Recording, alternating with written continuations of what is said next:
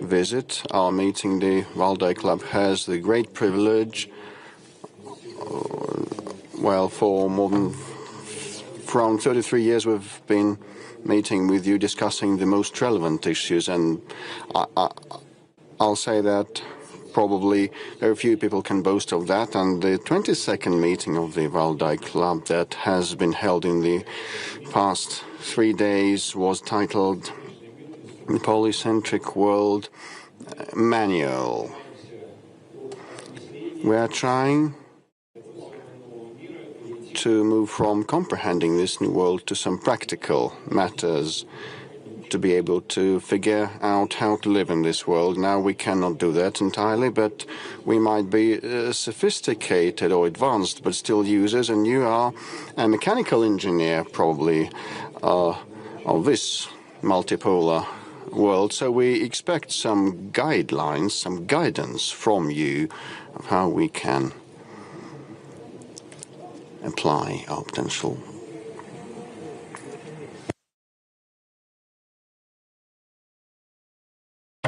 Well, I can hardly give some guidelines or give you a manual, and there is no point in that, because everybody asks for instructions or seeks advice. To fail to follow that, this is a well-known formula. I'll try to express my view with respect to what has been happening globally and what the possible role of this country is and how we see the prospects of development. The International Discussion Club, Valdai, has gathered for the 22nd time, and these meetings not only have become a good tradition, and the discussions at the Valdai venue gives us an impartial opportunity to have an overview of the global situation, to register and comprehend and conceive these changes. Definitely the strong side of the Valdai Club is the capability of its participants to look beyond the trivial and the obvious, not following the agenda imposed by the global information space. And Internet, has been contributing in various respects to that, and this is difficult to assess. Trying to bring up our own issues and present our own visions, half opening the veil that conceals the day of tomorrow. This is not so easy, but sometimes we succeed, including here at this venue of Valdai.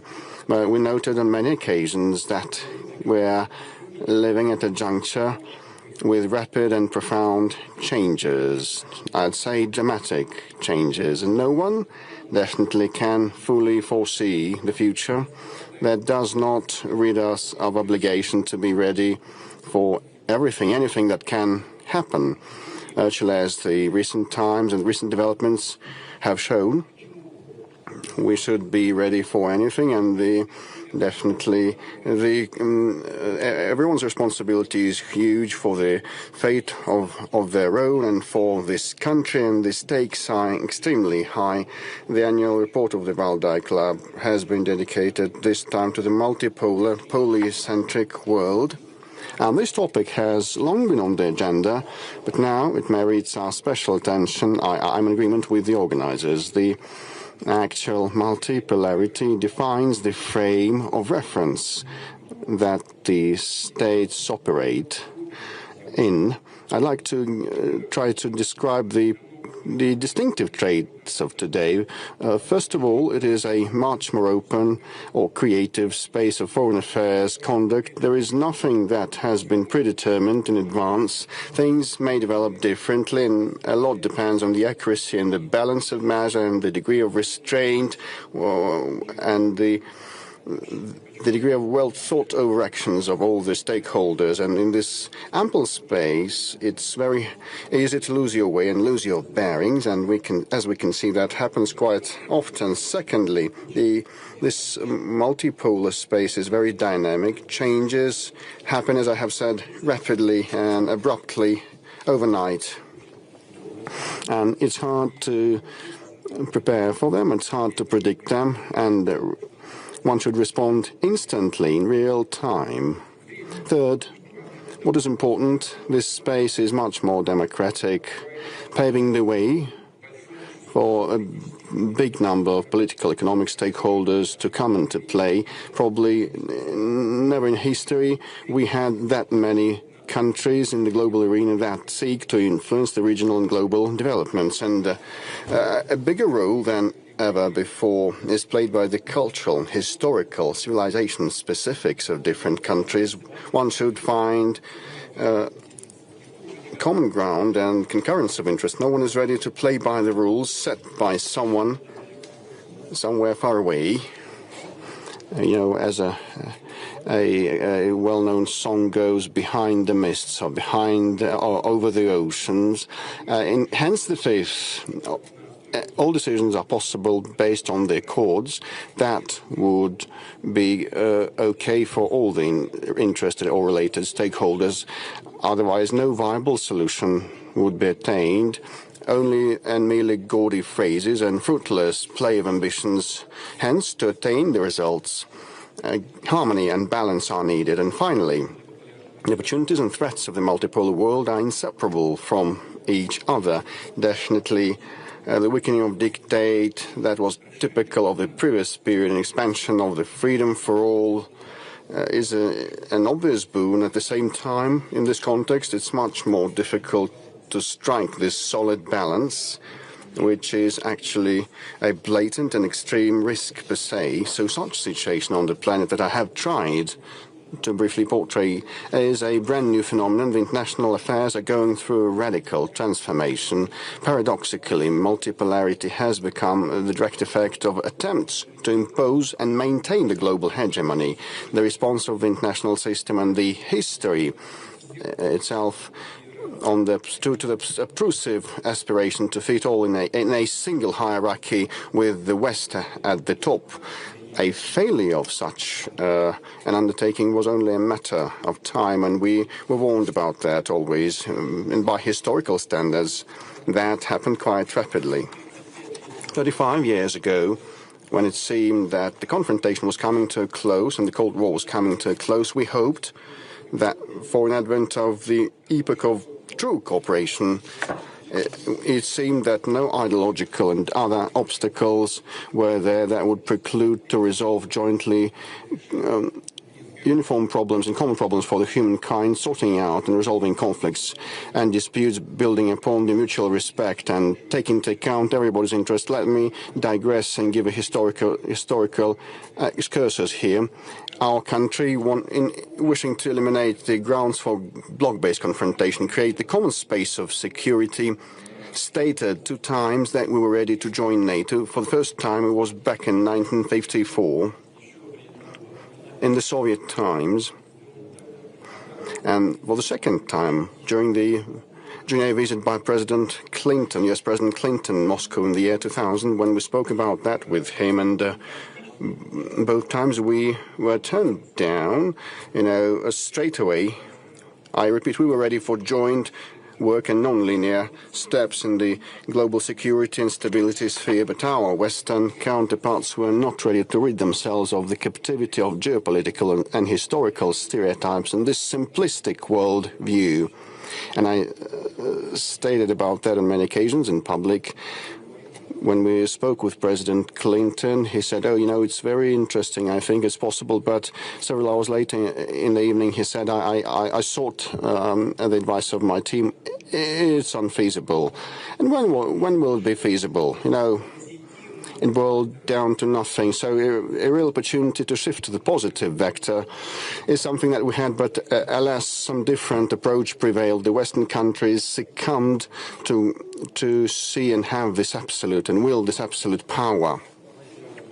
This was a serious, strong temptation, and not to succumb, one had to have some historical vision and good intellectual level of education and groundwork, and those who made the decisions did not have this high capacity. The power of the United States and their allies peaked at the end of the 20th century, but there can be no single force that can run the world on its own, prescribing what should be done to everybody, how everyone should breathe. There were some attempts of that, but they all failed. At the same time, one should note that many of the so-called Many believe that the so-called liberal world order was acceptable or even convenient. Well, yes, hierarchy would limit the capability of those who are not at the top of the pyramid of the food chain, if you permit me. But still, at the same time, they reside at the food, but still that would lift a big chunk of responsibility from them. Just the rules are as follows: just accept the set of conditions, fit into the system, and you receive your dues and be happy, think of nothing. Others will think and make decisions instead of you. No matter what they say, no matter what they use as pretexts, that was the case, and the experts in this room know that.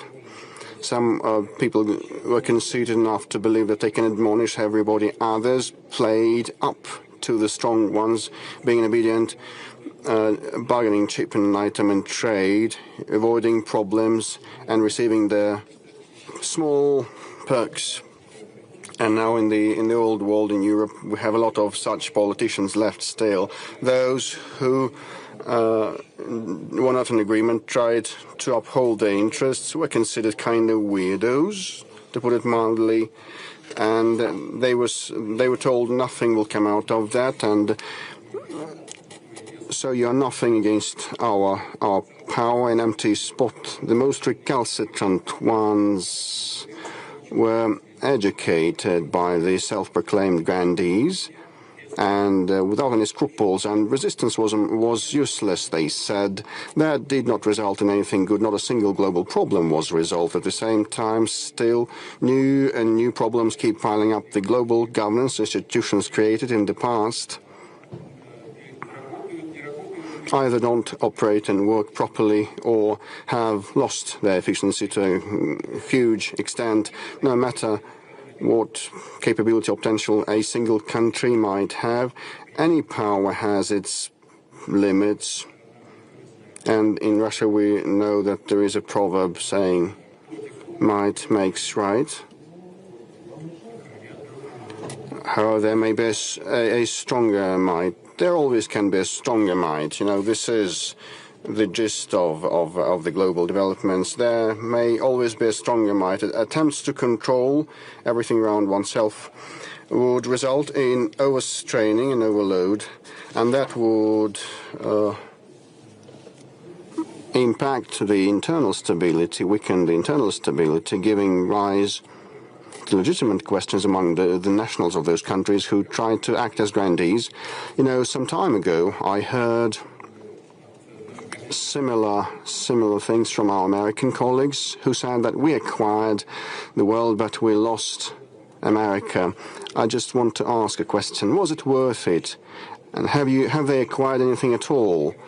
The leading Western European societies are now seeing repulsion of the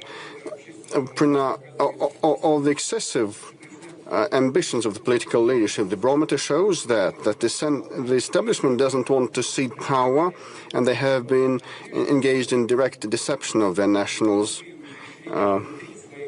trying to use ploys and that are legal borderline cases or are beyond the law. You know, turning democratic election procedures into a farce and manipulating the will of their people is something that they cannot keep doing forever. And that has been happening in many countries. I will not be specific. In some countries, they're trying to prohibit or ban their political opponents who have been acquiring more legitimacy and trust among the voters. We saw this movie in the Soviet times. We had it in the USSR. Just recall the song by Vygotsky.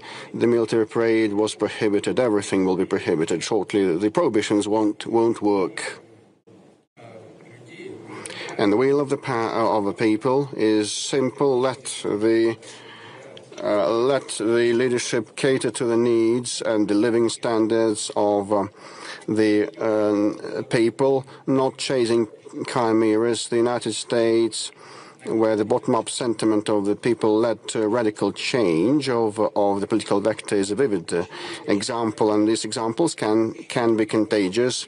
The subordination of the majority to minority that is typical of international relations during the Western domination has been giving way to a cooperative approach, a multilateral one, based on the respect for everyone's interests and the accords between the key stakeholders. That is no guarantee of the harmony or absence of conflicts. The interests of countries will never coincide fully, and all the history of international affairs is about struggle to fulfill their interests. But a brand new global situation, the tone set by the global community and the global majority. Let us hope that all the stakeholders will take each other's interests into account while coming up with regional and global solutions. No one can attain their goals on their own in isolation. The world, despite the aggravation of conflicts and the crisis of previous model of globalization, fragmentation of the global economy, is a holistic, interrelated place. We know that by our own experience. You know how much efforts were applied by our opponents to, roughly speaking, knock this country out of the global system, to drive us into political, cultural, information isolation, into economic autarky. The number, in terms of the number of the reprisals that are shamefully dubbed as sanctions, Russia has the record, 30 or even more thousand of different restrictions. Have they attained anything? I think that people around the room know that these efforts failed altogether. Russia has demonstrated the highest degree of resilience and ability to withstand intensive global pressure that would ruin an entire country, not only an entire country, but a coalition of states. And we take pride in that. We're proud of our country, of Russia, and our people and our armed forces. But I want to mention something else. It turned out that the global system, where they want to squeeze us out of, will not let Russia go, because Russia has become a weighty part of the global equilibrium and balance, not only because of its territory and the people and defense and technological industrial capability and its minerals, its reserves. All those things I have just enumerated matter a lot. These are very important factors, but most importantly, it is so because the global equilibrium and balance cannot be established without us, neither economic or strategical or cultural, logistical, no type of balance. I believe that those who tried to destroy that, well, got to know. Some are still obstinate in their desire to have their way, inflicting, as they say, the strategic defeat on this country. Well, okay, if they don't see the fact that this plan is doomed, if they're stubborn enough, well, I hope that life will show them, and the most stubborn, short-witted ones will understand. We heard numerous clamors about full blockade and threats about blockade, trying to make Russian people, as they said, and they had no scruples in saying that they wanted to make the Russian people suffer. And they came up with figmental plans. I think, ain't it time to calm down and look around and understand the real situation and try to build relationships in a different way? We also know the polycentric world is very dynamic. It seems brittle and unsustainable because you cannot establish the state of things forever. Defining the alignment of forces, there are multiple stakeholders and processes and non-symmetrical forces, complex ones. Everybody has their own strengths and competitive edges that create a unique combination and a composition in each of the cases. The world of today is a sophisticated, multifaceted system. To comprehend it correctly, simple laws of logic or cause and effect ties will not suffice. complexity philosophy is what is needed, something similar to the quantum mechanics that is much more sophisticated than the classical physics. At the same time, thanks to this complexity, the overall negotiability has a trend to go up. The linear unilateral solutions are impossible. Non-linear multilateral ways require considerable professional, impartial and creative, sometimes non-standard diplomacy. I'm convinced that we will witness a certain renaissance of the high diplomatic art.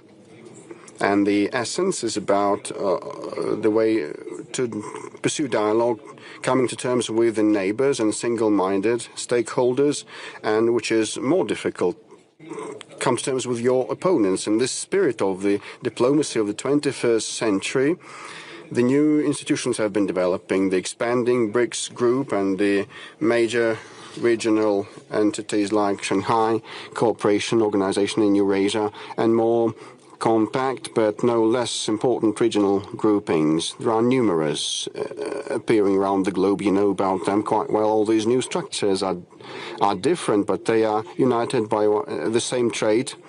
A very important one: they don't function on the hierarchical principle, subordination to someone who is considered to be the main one. They are not against anyone there for their own interests. This world of today needs accords, not imposition of someone's will. Hegemony, any type of it, will not cope with the scale of the agenda.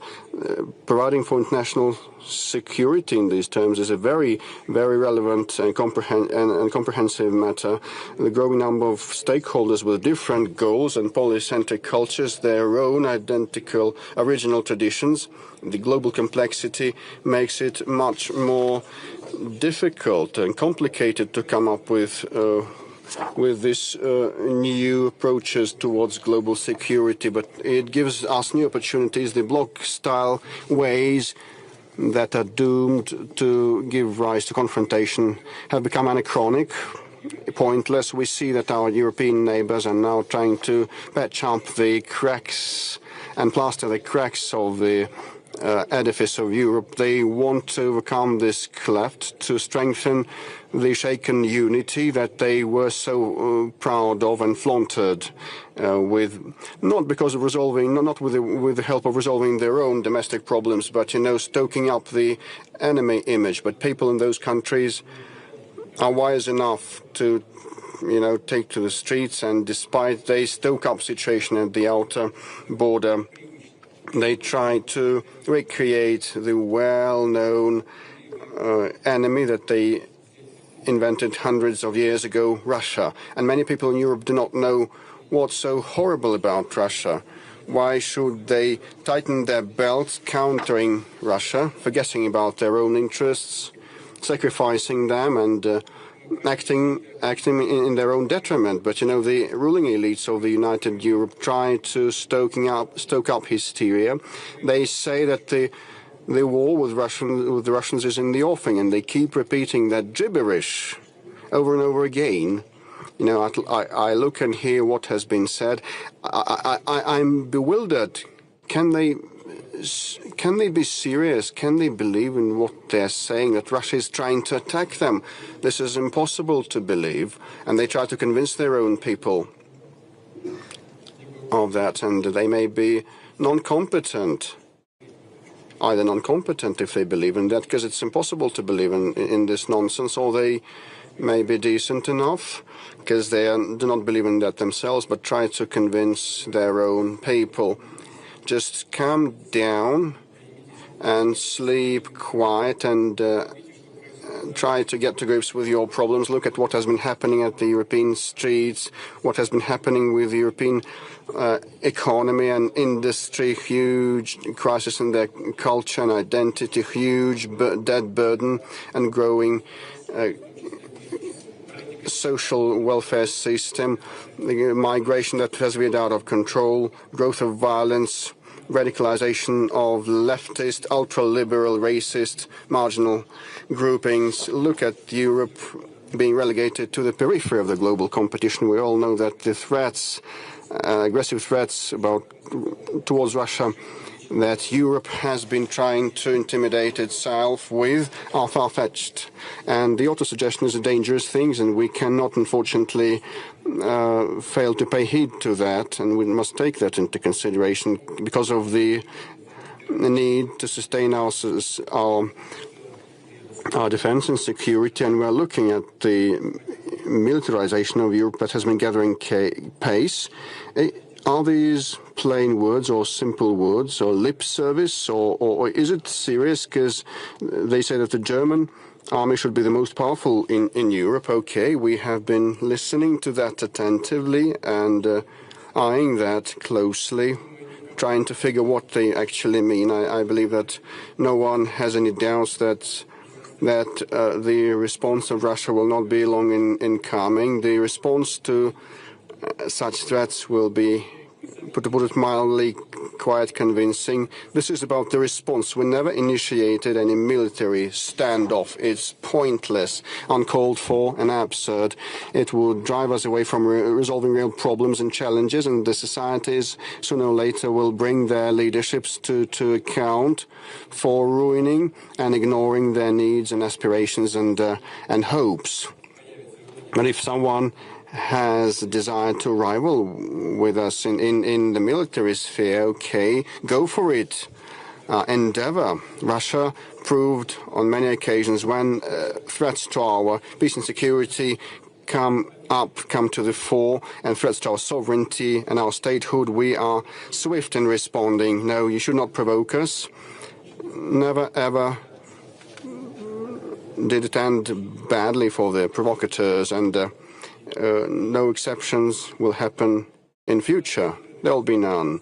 Our history proved that weakness is unacceptable because it gives rise to temptation, to a delusion that anything may be resolved with us, and they may have their way from the position of force and indecisiveness and weakness. Russia will never demonstrate that. It is something that we will never demonstrate. Those who cherish the dream of inflicting a strategic defeat of us, let them know that.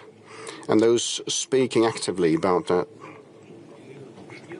well, some of them are far away, others, have passed away.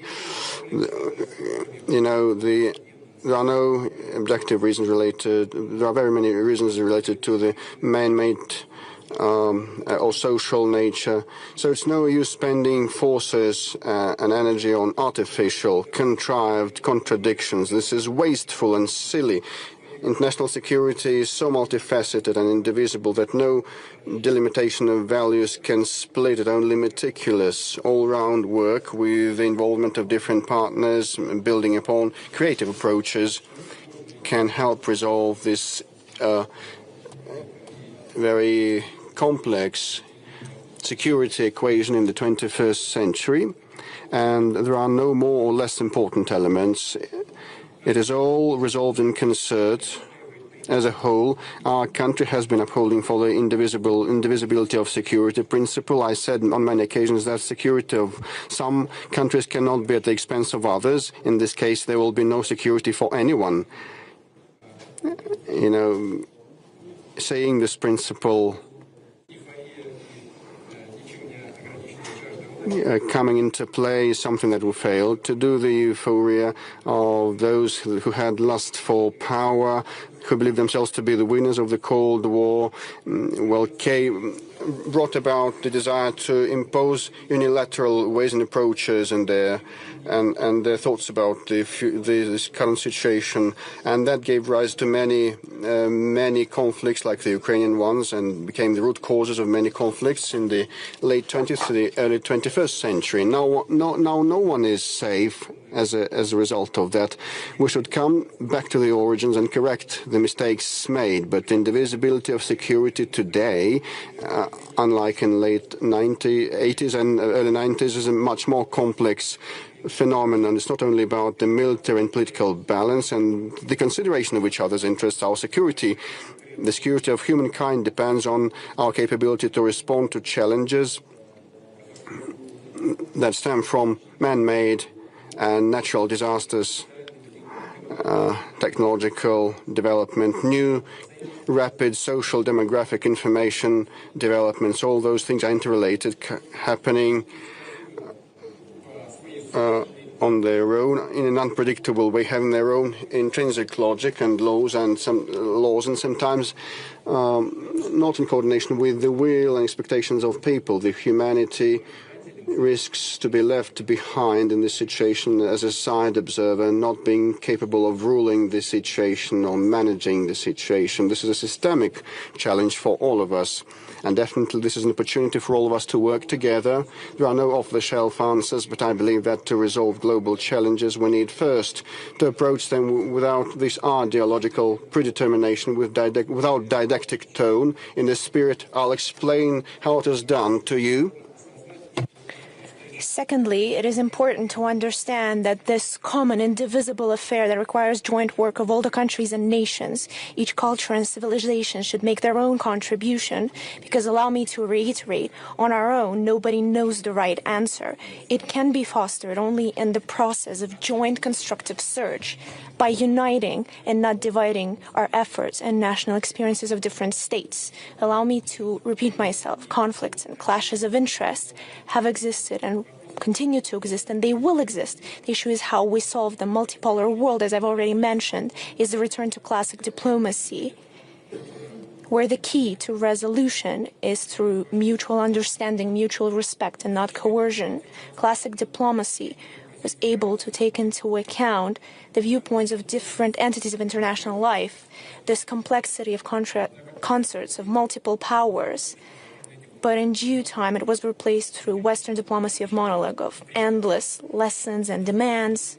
And instead of resolving conflicts, they started pushing forward their own narrow interests, considering any other interest unworthy of attention. Should we be surprised that instead of resolving conflicts, they've provoked further escalation of these conflicts, and they're passing to the bloody armed phase, turning into humanitarian catastrophe? By acting like this, we cannot solve a single problem.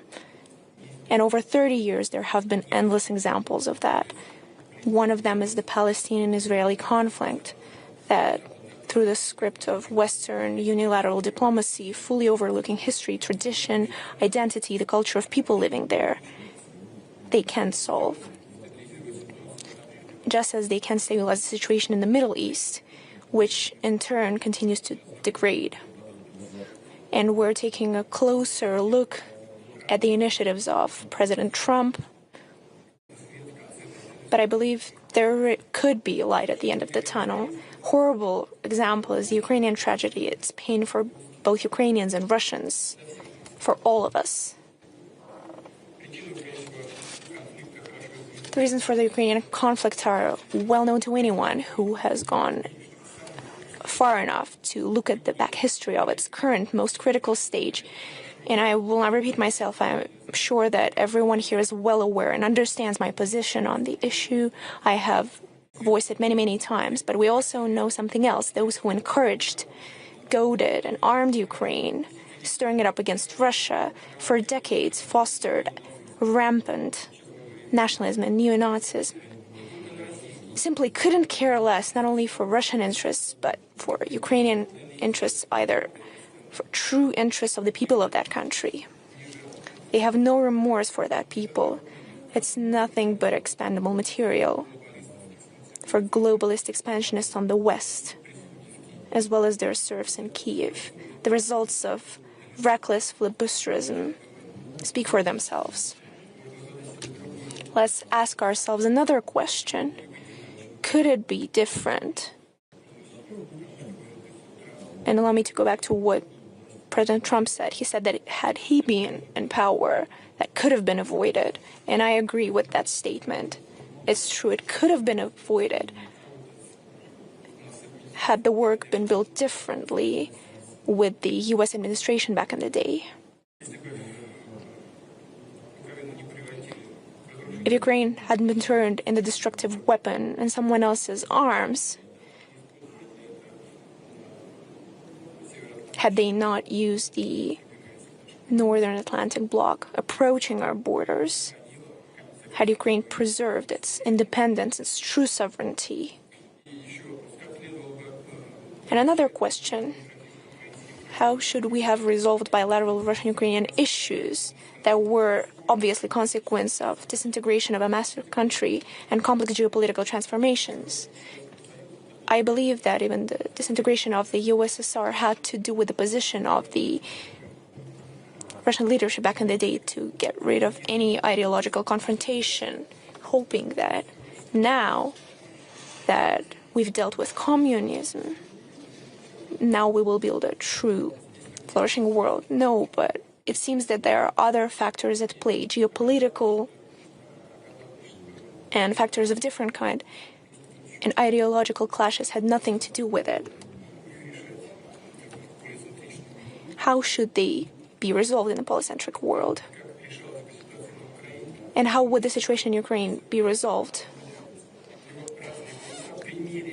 Its different poles would test out the situation of the Ukrainian conflict for themselves. These potential pressure points, rifts that exist in their own regions, and then the collective response would be much more responsible and reasonable. At the basis of resolving would be the understanding that all the participants of this complex situation have their own interests. They're grounded in objective and subjective circumstances. They must not be overlooked. Efforts of all countries in their quest for security and development are legitimate. Of course, this applies for Ukraine, for Russia, and for all our neighbors. It's the states of the region who should have the final say in creating the regional system. It's these countries who have the best chance at agreeing on a universally acceptable model of cooperation because it affects them directly. It is of their vital interests. For other countries, this situation in Ukraine is a bargaining chip in a different, much larger game, their own game. And generally, that game has nothing to do with specific issues of countries, or in this case, for that country or those countries involved in the conflict. It's just a pretext to solve their own goals as well as to profit from war. That's why they showed up on our doorstep with NATO infrastructure. For years they sat idly by, gazing at the Donbass tragedy, the genocide, at the extermination of Russian people at our ancestral historical lands that started in 2014 after the bloody coup d'etat in Ukraine. In contrast to this behavior that was demonstrated by Europe and until recently the US, is the conduct of the global majority states. They refuse to take sides. They aspire to truly contribute to the creation of a just world, and we're grateful to all the states who in recent years have taken genuine effort to try and find a way out of this situation.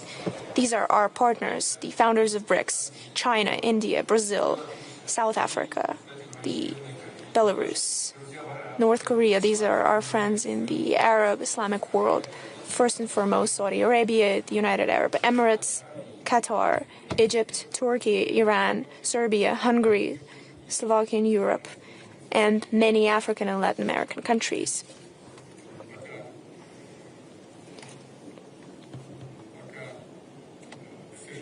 Unfortunately, so far we haven't been able to stop the hostilities, but the responsibility for that lies not on the majority for this inability, but on the minority, first and foremost Europe, who continue to escalate the conflict.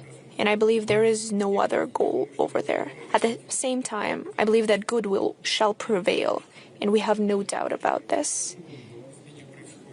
I believe that the situation is changing gradually in Ukraine. No matter how brainwashed people may get, there are still some shifts in their ideology, and in other parts of the world as well. At the same time, the phenomenon of the global majority is a new development in the international life. Allow me to say a few words about that as well. What is its purpose? That the overwhelming majority of states is aimed at implementing their own civilized interests, the main of which is its balanced progressive development. And it seems that it should be natural, that's how it's always been. But in earlier eras, the understanding of these interests was distorted with morbid ambitions, with selfishness, with the influence of expansionist ideologies. And now, the majority of states and nations, that very same global majority, understand their authentic interests. And most importantly, they feel strong and confident enough in order to uphold these interests despite the external pressure. And I should add, by promoting and defending their interests, they're ready to work together with their partners. That is to say, to translate international relations, diplomacy, integration, into the source of growth, progress, and development. The relations within the global majority is a prototype of political practices necessary and effective in a polycentric world. This is pragmatism and realism, rejection of bloc philosophy, absence of rigid, dictated commitments, models where there are senior or junior partners. And finally, it's the ability to align interests that don't always coincide, but at the same time, they usually don't contradict one another. So the absence of antagonism is the main principle. We see a new wave of de facto decolonization that is gaining momentum, where former colonies, aside from statehood, also gain political, economical, cultural, and ideological sovereignty. And in this context, another important date is very important to note here. We celebrated 80 years since the creation of the United Nations organization. It's not just the most representative, universally political structure of the world. It symbolizes the spirit of cooperation, alliance, brothers in arms that helped in first half of former century to unite our efforts to defeat the greatest evil in history, the merciless machine of extermination and enslavement. And of course, the decisive role in this joint victory belongs to the US. Just take a look at the number of victims of the anti-Hitler coalition and everything will become clear. The UN, of course, is the legacy of victory in the Second World War. To this day, it is the most successful experience of creating the international organizations through which we can resolve the most urgent world problems. And we often hear that the UN system is paralyzed, that it's in crisis. It's become the common position. Some even go as far as to say that it has become obsolete and it should be radically reformed. Yes, of course, there are a lot of issues in the work of the UN. But we do not have a better alternative than the UN. We have to admit that. The problem is not with the UN because its potential, it's virtually endless. The issue is how we, ourselves, these united, and although more often than not now disunited nations, use these opportunities. Of course, UN is facing certain challenges. Just like any other organization, it needs to adapt to changing realities.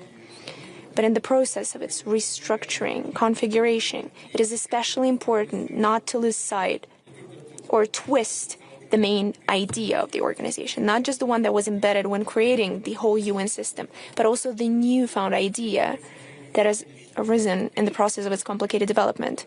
We should recall that since 1945, the number of UN member states has practically quadrupled. The organization that has come up at the initiative of several largest countries during the decades of its existence has not just expanded, it has absorbed many different cultures and political traditions. It has gained diversity, has truly become multipolar, way before the world has taken that path. The potential laid in the UN system is only beginning to unfold, and I'm sure that in the new era we're entering, it will only pick up the pace. In other words, now the countries of the global majority form the convincing majority, even within the UN, which means its structure and its governing bodies need to be brought up into the line accordingly, so that it fully aligns with the basic principles of democracy. We will not deny there is no unanimity as to how to organize the world, which principles it should be based on in the upcoming years and decades. We have entered a long stage of searching, in many ways stumbling in the dark. Once we have a new sustainable system, its framework remains unknown. But we should be prepared that for a considerable time, socio-political and economical processes will be hard to predict and sometimes quite nerve-wracking. In order to keep those clear guidelines and not lose our way, we need a strong support. First and foremost, these are values cultivated in national cultures over the centuries: culture, history, ethical and religious norms, the influence of geography and environment are key elements from which civilizations are born.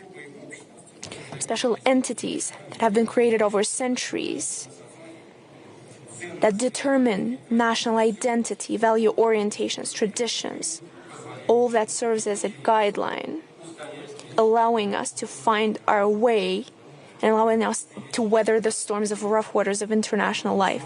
Tradition is a very distinctive, unique thing. Everyone has their own, and respect for traditions is first and foremost a condition for a prosperous development of international relations, as well as resolution of arising issues. The world has withstood the efforts of unification, of forcing of so-called universal model that went against the cultural and ethical traditions of many nations. Back in the day, the Soviet Union indulged in it, trying to impose its political system. We're aware of it. And I don't think anyone will try to argue that. Then the US took over.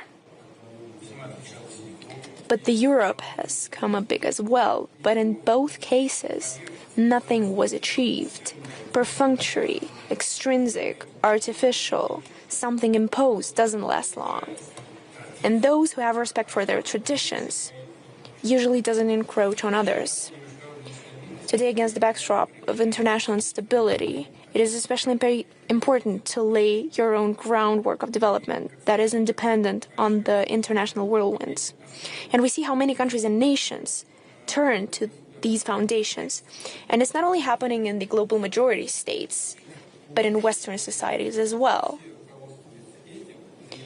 If everyone operates and follows these principles, taking care of themselves without wasting effort on unnecessary ambitions, turns out that getting along with others becomes much easier. I would like to give you an example of cooperation between Russia and the US. Of course, our countries have a lot of differences, and our views on many world issues differ. And for large powers, it's natural, it's normal. Most importantly, it's how we overcome these differences. And the current White House administration speak directly, firmly, using point-blank statements without being hypocritical. It is especially important to understand what the person wants, instead of trying to drown in the series of ambiguities, in these misty hints. And we understand that President Donald Trump and his team are operating on the interests of their countries as they see them. This is a rational approach, but at the same time, we need to admit that we have the right to operate based on our own national interests, one of which is the restoration of full format relations with the US. And no matter the differences, if we treat each other with respect, then even the most firm, persistent bargaining will still pursue the goal of finding something mutually beneficial, and then we can find solutions to any issues. Multipolar world and polycentric world is a reality that is here to stay. How fast and how effective it will be depends on every single one of us. And this order and this model in the modern world is only possible as a result of universal efforts. The work where everyone participates, allow me to reiterate, times where the narrow group of the most powerful nations decided for the whole world on how to live, is irretrievably gone. And those who feel nostalgia for colonial times, when people were divided into those who are equal or those who are more equal than others, should remember that this is a famous quote from Orwell's dystopia. We in Russia We're never known for such racist approach to other countries, nations, cultures. It has never been our course, and it will never be our course. We advocate for polyphony, diversity, symphony of values. One-color world would be a dull place.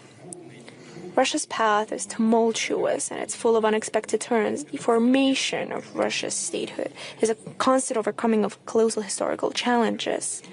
That is not to say that other states were brought up in house conditions, but at the same time, Russia's experience is quite unique, just as the country that's been brought up in it. And we're not trying to pretend that we're exceptional or supreme. That is just a statement of the fact and of our identity. We have survived a lot of shocks, given enough food for thought, both negative and positive. And we're living in a quite ambiguous international situation that is non-linear. And in any vicissitudes, Russia has proven one thing. It has existed, it continues to exist, and will exist. Things are changing. Our role is changing, but it remains a power that is necessary in order to preserve harmony and balance. This is a time-tested, history-tested fact. And it's unconditional. But in today's multipolar world, this harmony and the balance that I've talked about can only be achieved through joint work. And I would like to assure you that Russia is prepared for such work. Thank you so much for your attention.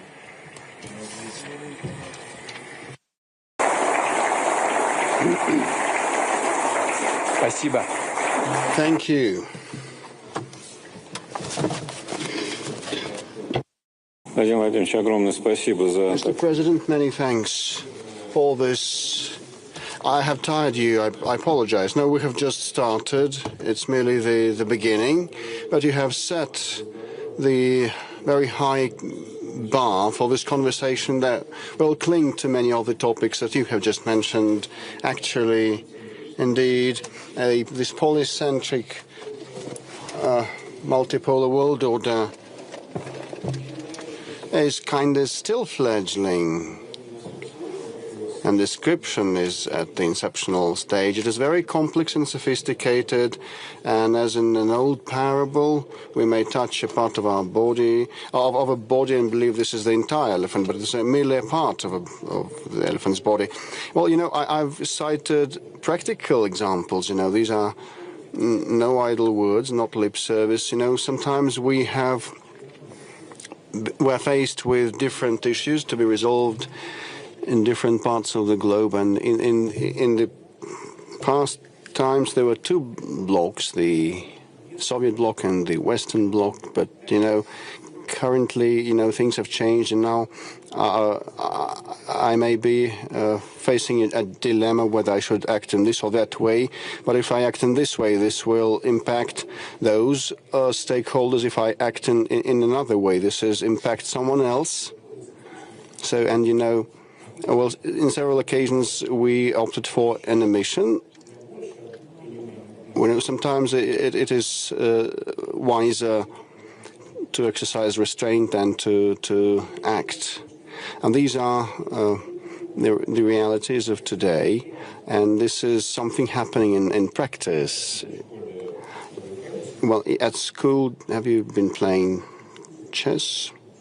No, I was a chess player anyway. Good. Then let me continue with respect to what you have said. Regarding the practice, not just the theoretical analysis has changed, but the practical actions cannot be the same as they used to be, and certainly the preceding decades. Many relied on the institutions, different international organizations, structures, and structures within the states that were adopted and adapted to solve certain problems, and many experts. And we discussed that too at the Valdai discussion club in the previous days, say that the institutions, for certain reasons, become weaker or even lose their efficiency. And the leaders, the heads of states, now have to assume much more responsibility than before. In that respect, I have a question to you. Are you feeling, being an Alexander I at Congress in Vienna, who was personally negotiating the New World Order, being alone? No, I do not feel like this. Alexander I was an emperor, and I am a president elected by popular vote for a certain term. This is the biggest difference, number one. Secondly, Alexander I used might to unite Europe, defeating the enemy that had invaded our territory. We recall the Vienna Congress and all other things and what was done by him with respect to where the world was heading. This is a contentious thing, whether monarchies were to be restored anywhere across the board, or one should have tried to turn the wheel of history in a different direction, looking at the nascent trends and heading this new progressive movement. But, this is a digression from your question. Apropos, as regards contemporary institutions of nowadays, they have degraded when some countries of the collective West tried to use and capitalize on the situation that came into play after the Second World War and the end of the Cold War, proclaiming themselves the winners in the Cold War, and in many countries started exercising resistance and balking. And the West, after the Soviet Union ceased to exist, Western structures injected very many manpower in governing bodies of the ex-Soviet republics, and they acted. Those new staff members acted in a very crude manner and blunt manner. And OSCE, why was the OSCE created and established? To resolve complex issues in Europe, and it boiled down finally to becoming a venue and a platform to discuss human rights in the post-Soviet space. Well, listen, there are many problems in this respect, but in Western Europe too, they have problems, and this Department of State of the United States paid heed to the fact that they started having human rights issues in the United Kingdom. Well, let them live happily. But those problems existed before, and those professional organizations started handling Russia and the post-Soviet space, but this was not the original mandate of theirs. And it became pointless. The original mandate in the previous frame of reference with the existence of the Soviet bloc and the Western bloc was different, and these institutions degraded because they stopped doing what they had been created for. But no other option than looking for consensus-based solutions, and trade-offs exist. And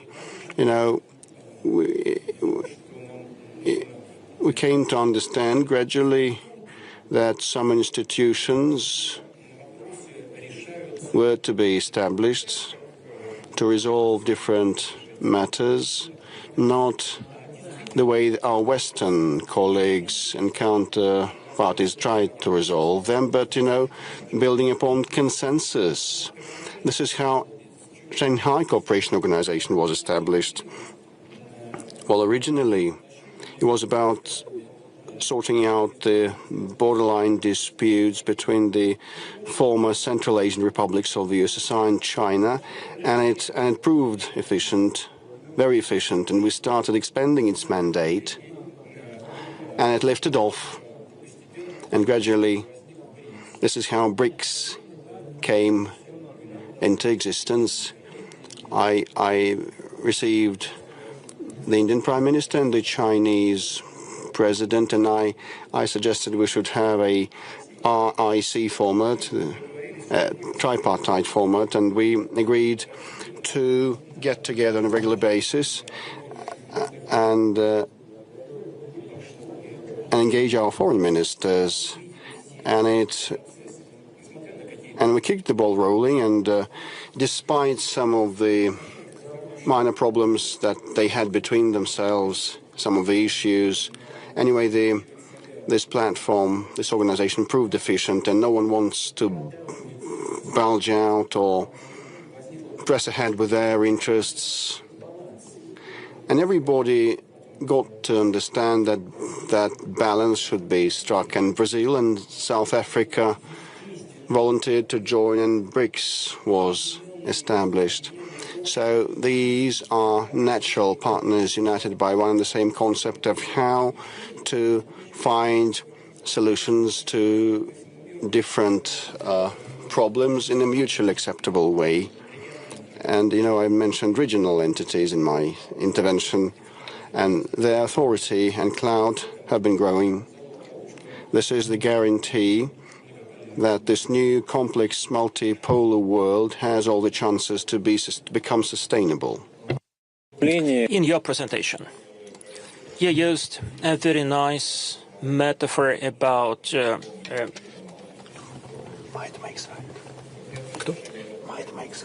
might makes right, where not take a knife to a gunfire. So, and once there are no other means, there is just power that you have to use, and in geopolitics it came for. A lot's been discussed, and we did that, and a whole session was dedicated to that topic, what the new war is about, the modern war. For sure it has changed. What is your take as the commander-in-chief, as a major politician? What is different? What has occurred to the war? Well, this is a very specialist question. Still, it is very important. Most importantly, in the first place, non-military ways of resolving military issues have always existed, but now with the advent of state-of-the-art technologies, they acquire new meanings like information attacks, cyber attacks,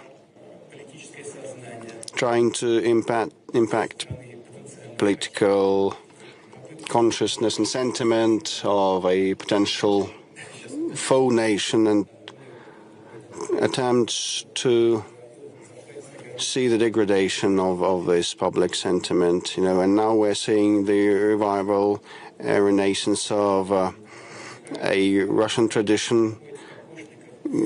Girls, start wearing Russian folk garments when they get together. This is something that makes me happy. I rejoice over that, despite any attacks to putrefy, make our society putrefy. They never succeed. Our youths have their own inbuilt inherent protection against such attempts to impact the public sentiment. And this is a testimony of the maturity and strength of our society. Same refers to attempts to damage our economy and finance, which is also very dangerous. But what if we speak about military components? Many novel things appear because of the advent of new technology. And everybody has heard, but these are unmanned aerial systems in the water, in the air, and on the ground. unmanned vessels, autonomous vehicles and aircraft. These are of dual use. All of these are of dual use, and this is one of the peculiarities of today. Many things applied at battlefield are of dual use. Many of the items. Let's take the unmanned vehicles. They may be applied in medicine and while delivering food and carrying different cargoes, and at battlefield too. But that gives rise to the need to develop this reconnaissance and jamming systems. And tactics, combat tactics at the battlefield have been changing. So the tanks are used in a different manner now, not for the sake of breakthroughs, but to provide support to the infantry from hiding places and stations. But the pace of the change is what matters. Many things change over 1 week or over 1 month. We may apply something, but all of a sudden, like long-range, high-precision weapons become less efficient. Why so? Because the adversary has been applying the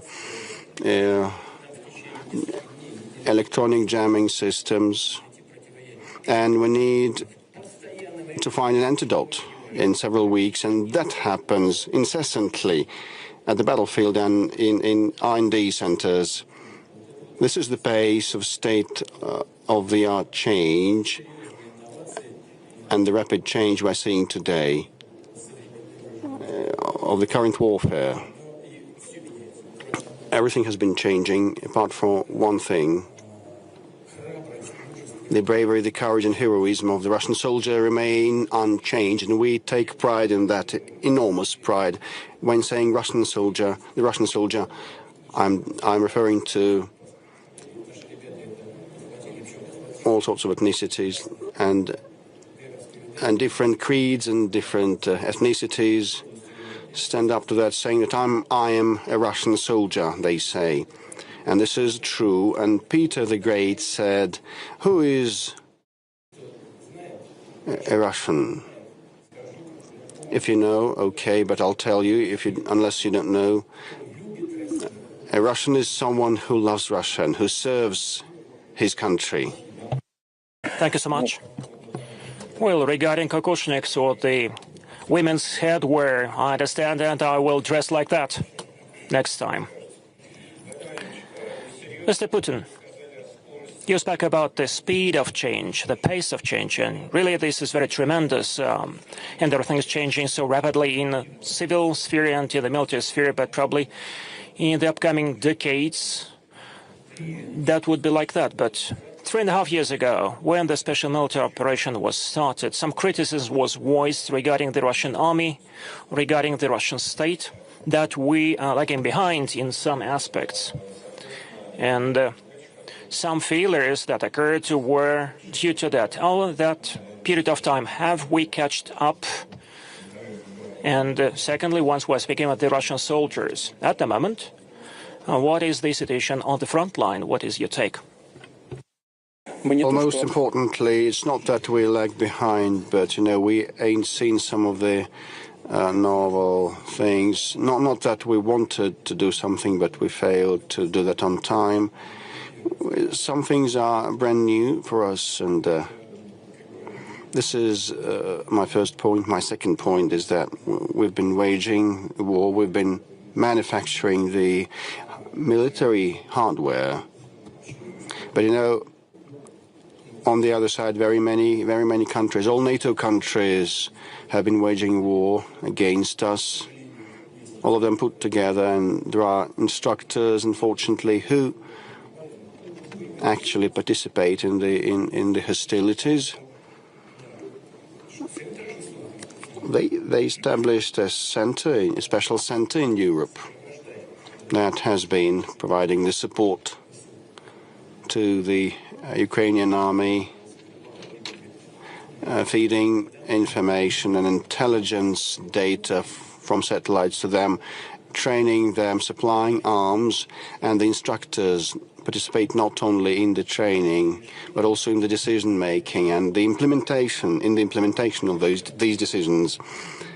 Definitely, this is a formidable challenge for us. But the Russian army, the Russian state, and our defense industry has adapted themselves quickly to this new challenge, and we have been rising up to this challenge. It's not an overstatement or bragging to say that currently this army is the most combat effective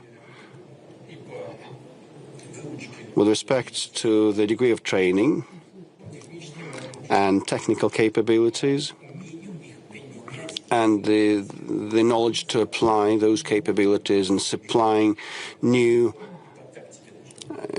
prototypes of items to the front line. And the tactics also, we're quite knowledgeable, we excel. This is the answer. Our interlocutors and your interlocutor across the ocean have renamed the Defense Department into the Department of War. Probably the same thing, but there are nuances. Do you think the names matter? Well, I don't think, probably not, or probably as you name the ship, so it sails. So probably there is some point to it. But you know, this sounds quite, well, a bit aggressive. The Department of War, ours is the Ministry of Defense, so this has been our tenet. We don't have any aggressive intentions against third countries. Our defense ministry aims at providing for the security of the Russian state and the people of Russia. And he says that Russia is a paper tiger? A paper tiger. Well, I've said that Russia has been waging war not against Ukraine, but all NATO countries put together. So if we speak... Well, you've asked me what has been happening on the front line, battlefield line. I'll come back to the Tiger thing, but you know, all along the battlefield line, our troops have been advancing. The northern group in Kharkiv, in the Kharkiv region, there's a location of Volchansk, and in the Sumy region, there's also a location called Yunakovka. It has been transferred to our control, and we have taken half of Volchansk. I think it is a matter of time. The other half will be retaken soon, and a security buffer zone is being established in a firm and resolute manner, as planned. The western group of our troops has virtually fully... Well, two-thirds of Kupiansk have been taken, which is a location where we have seized the center, and the hostilities have moved to the south.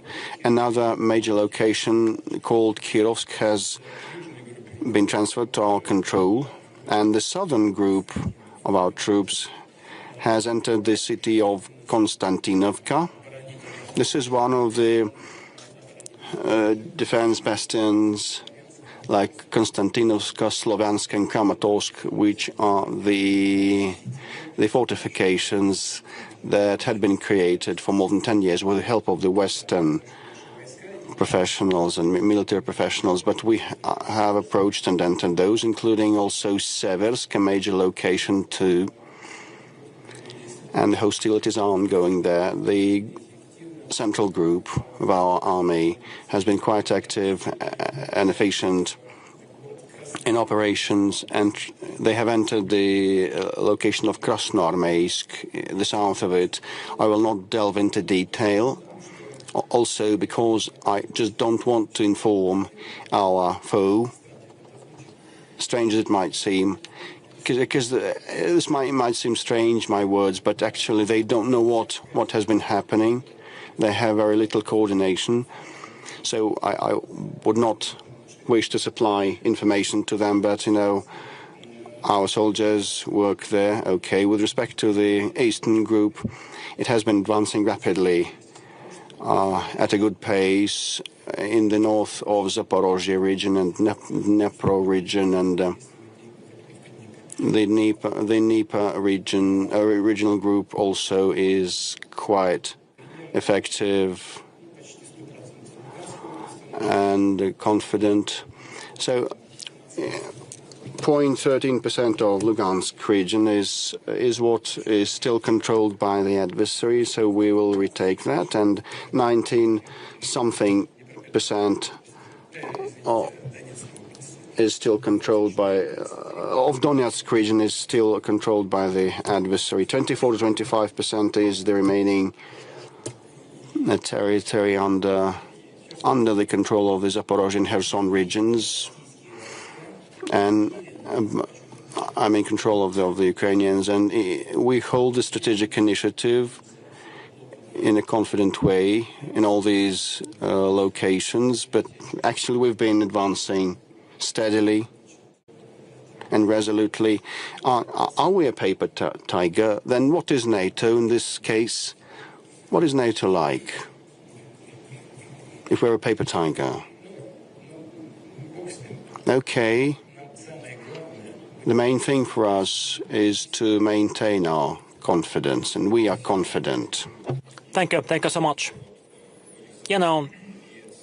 There are such toys that you make out of paper and make a tiger. I do think that next time you meet President Trump, you can give him such a toy.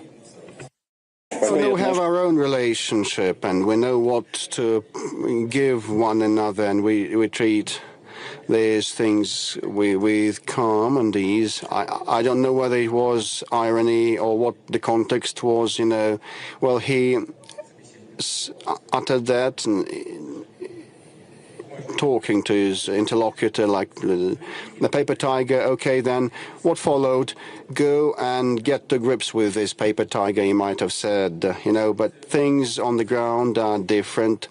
Actually, the problem is, well, they receive, the Ukrainian army receives a lot of supplies of arms, as many systems as they need. But in September they have lost 44,700, and around half of that is irretrievable, and the forced mobilization brought in only 18.5 thousand new recruits, and 14.5 thousand have returned after treatment in hospitals.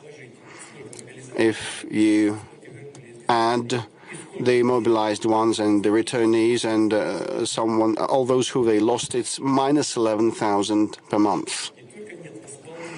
So they cannot replenish their reserves on the front line, but they see their army dwindling. If we take January to August, this span, 150,000 people have deserted, and they have recruited 160,000 more, but 150,000 of defectors is a lot. And, given the current casualties, that means that they have only one alternative, reducing the mobilization age, threshold age, but this will not yield good results. According to our and by Western specialists, this will hardly give or yield positive results, because they don't have time to train their newly recruited soldiers, because our troops keep advancing day after day. So they cannot entrench themselves or train their military personnel, and their casualties exceed the inflow. So they'd better the Kiev leadership would better think of how to come to terms, and we proposed that on many occasions. Do we have enough personnel for everything? We have a lot of these. We also have casualties, but, they are much lower than the ones of the Ukrainian forces. And, our recruits are volunteers. They volunteer. They come to the draft stations on their own will. We don't have any forced mobilization, any compulsory mobilization, unlike the Kiev regime. This is not what I have invented. This is objective, real data, and the Westerners also prove that. January to August saw 150,000 of defectors in Ukraine because they snatch people in the street and afterwards they flee the battlefield, and we call on them to surrender, but they are destroyed by punitive squads or UAVs, kill them, controlled by mercenaries who do not care for Ukrainians. So their army is very, very, very bare bones. The elites don't participate in the hostilities. They just send their people to be slaughtered. This is why that many defectors. You see, we also have these, and it usually happens in armed conflicts, but it never compares to what they have. Similar to their kinds, it's just singular cases. That's where the problem comes from. Maybe they can lower the conscription age to 21 or 18. This will not solve the problem. This is what has to be understood, and I hope that this understanding will come to the leaders of the Kiev regime, and they will find it in them to sit at the negotiation table. Thank you. Dear friends, please ask your questions. Ivan Safranchuk from the front. Mr. President, thank you for your very interesting introductory remarks. And you already set this really high standard for this discussion as you spoke with Fyodor Lukyanov. Let me clarify those cardinal changes that were going on in recent years. Were you surprised by anything? Were you surprised by the rapid desire of some of the Europeans to start this confrontation with us? Some of them are no longer ashamed to be participating in Hitler's coalition. Some of those things you could not even imagine. Were you surprised in terms of how it was even possible? And you mentioned how in the world of today you have to be ready for anything. Anything can happen, but quite recently it seemed like the situation was more predictable. Was there anything that surprised you? First of all, you see, as a whole, overall, no. There was nothing much surprising. Because I could imagine how it could look, but you see, I was quite taken aback by the readiness and this desire to fully review that used to be positive in the past. You see,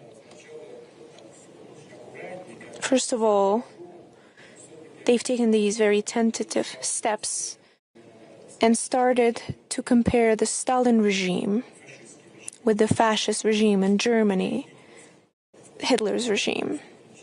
They've started putting them on the same shelf. So they've tried to bring up to surface the Pact of Molotov and Ribbentrop. They've spoken about the Munich deal of '38 as if they've started to forget about it, as if it never happened. The Prime Minister didn't come to London, shaking the agreement with Hitler when descending the plane, saying, "I bring peace." But even back in the day, the UK had people who said that now war is inevitable. That was Churchill. So Chamberlain said, "I bring peace," and Churchill responded with, "War is inevitable." So that was the estimation back then. They talked about the Molotov Pact. They said that Soviet Union was coercing with Hitler, but you were the ones who coerced with him the day before. And they're still acting as if it never happened. Perhaps they can try and spread propaganda, try to brainwash people, how these things don't align. But when it comes to it, we know what really happened. So that was the first part. But as we go on, the more the merrier. Not only have they tried to compare Stalin and Hitler,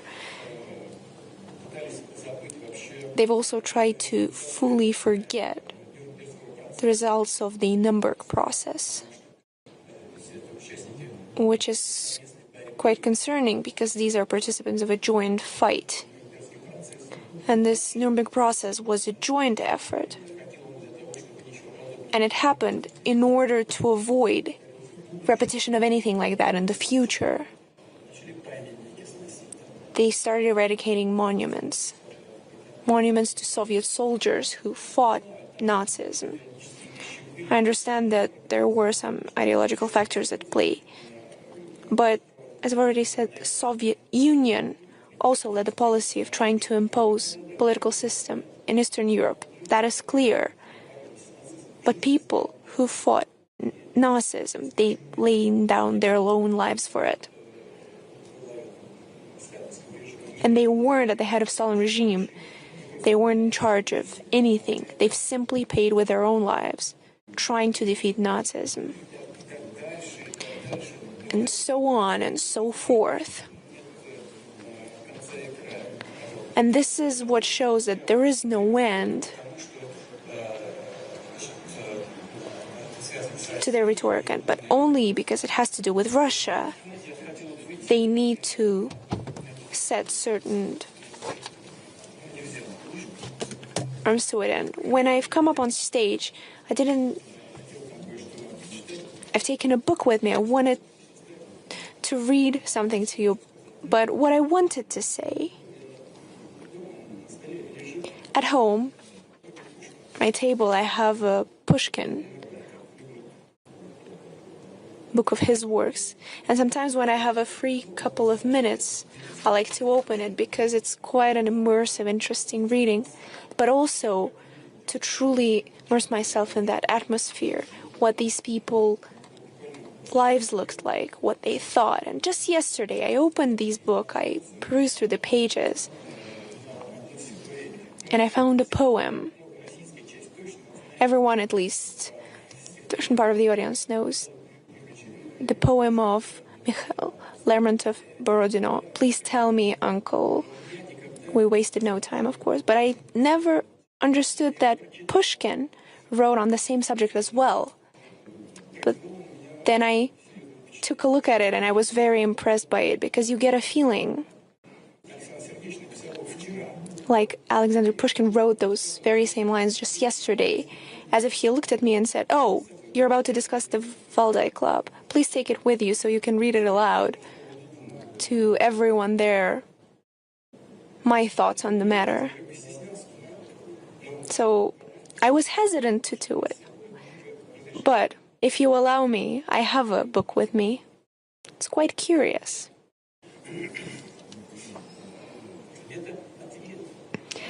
This is a response to many questions.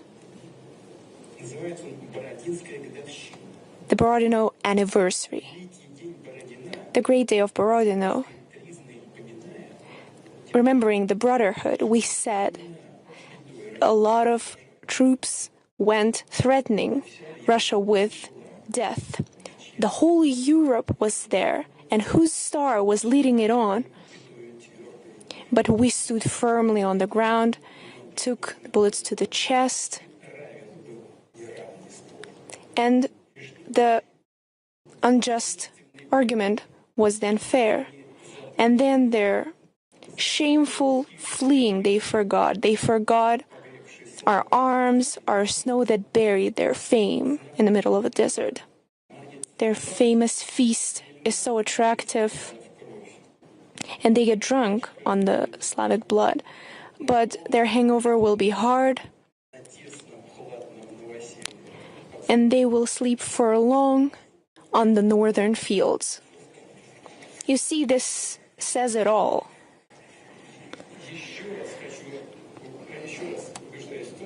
Once again, I find proof that Pushkin is our everything. And after that, he went even further on.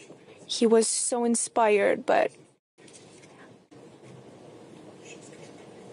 I can tell you exactly where that is, so you can take a look as well. 1831, that's when it was written. So you see, the fact of Russia's presence is inconvenient for a lot of people. So everyone tries to play part in this historic event of inflicting strategic defeat and to, of course, benefit from it, to reap a bit from here, from there, but also to make a convincing gesture. But they will not succeed. It's an important comparison. Nawrocki, president of Poland, I think the day before yesterday, as he was... The poem goes on about Poland. He mentioned in an interview that he keeps talking to General Pilsudski, discussing issues of relations with Russia, and you speak with Pushkin. There's no harmony in it. You see, Pilsudski was such a personality who was harboring animosity towards Russia, and under his leadership and under the leadership of his ideas, Poland has made a lot of mistakes between the First and Second World War, because Germany proposed peaceful resolution on the Danzig corridor issue, and the Polish leadership refused to do it, and then fell as the first victim of Nazi aggression. And they also fully recused the following idea. I believe historians are aware of it, that Poland refused Soviet Union helping Czechoslovakia. Soviet Union was prepared to do it. We have documents here in Russia. I took a look at them myself, of notes being written to Poland. And Poland said that there would be no way it could lead Soviet troops to Czechoslovakia. And if Soviet planes would fly over, then Poland would strike them down. And then it fell as the first victim of the Nazi aggression.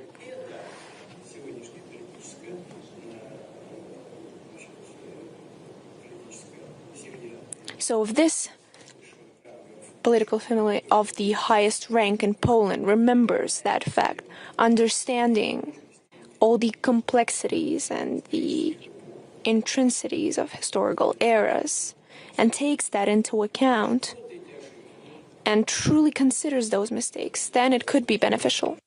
I have a suspicion that he has a different context. Okay, further questions, please. Professor Marandi from Iran. Thank you very much for the opportunity, Mr. President, and I thank Valdai as well for this excellent conference.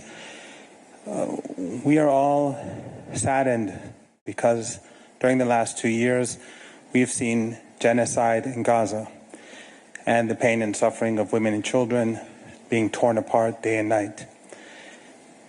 Recently we saw President Trump give a peace proposal that looked more like a submission and capitulation, and especially introducing someone like Blair with his history is insult to injury. I was wondering, what do you think the Russian Federation can do to bring an end to this misery, which has really darkened the days of everyone? Thank you.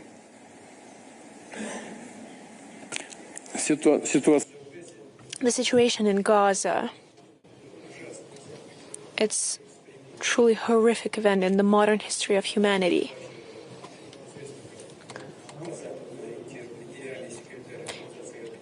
And it's even known how the Western-oriented UN General Secretary Guterres said that it has turned into the largest children's cemetery in the world. What could be more tragic? or sadder. As for the President Trump's proposal on Gaza, you see, perhaps it would be surprising, but Russia is ready to support it. Of course, after taking a detailed look at this proposal, if it leads to the final goal we have continuously spoken about, Russia has continuously, since 1948 and then 1974, when the subsequent resolution of the UN Security Council was introduced, advocated for the creation of two states, of Israel and Palestine. That is the key to the final resolution of the Israeli-Palestinian conflict. And it's true, I haven't taken a close look at this proposal just yet, but I believe it is proposed to create an international body that would govern for a certain time over Palestine or the Gaza Band. And Mr. Blair should be at the head of it. He's quite known to be a peacekeeper.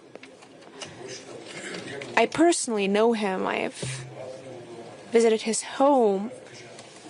I've slept over there. We drank coffee in pajamas in the morning together. Was the coffee good? Yes. Quite decent. You see, he has his own opinions, but he's an experienced politician. And overall, if you direct his action in the peaceful track, his experience, his knowledge, he could play a positive role. Of course, there are certain questions. How long this international administration would be in power? And then how and who will transfer this power? There is a mention of transfer of power to the Palestinian administration. In my opinion, everything should be handed over to President Abbas and the current administration of Palestine. Perhaps it could be an issue trying to solve security concerns, but as far as I understand from the colleagues who spoke to me about it today, there is a possibility of transfer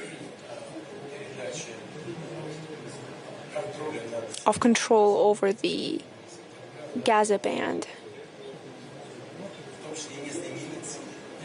to the local militia in order to ensure security. Is that really such a bad idea? I believe that is good.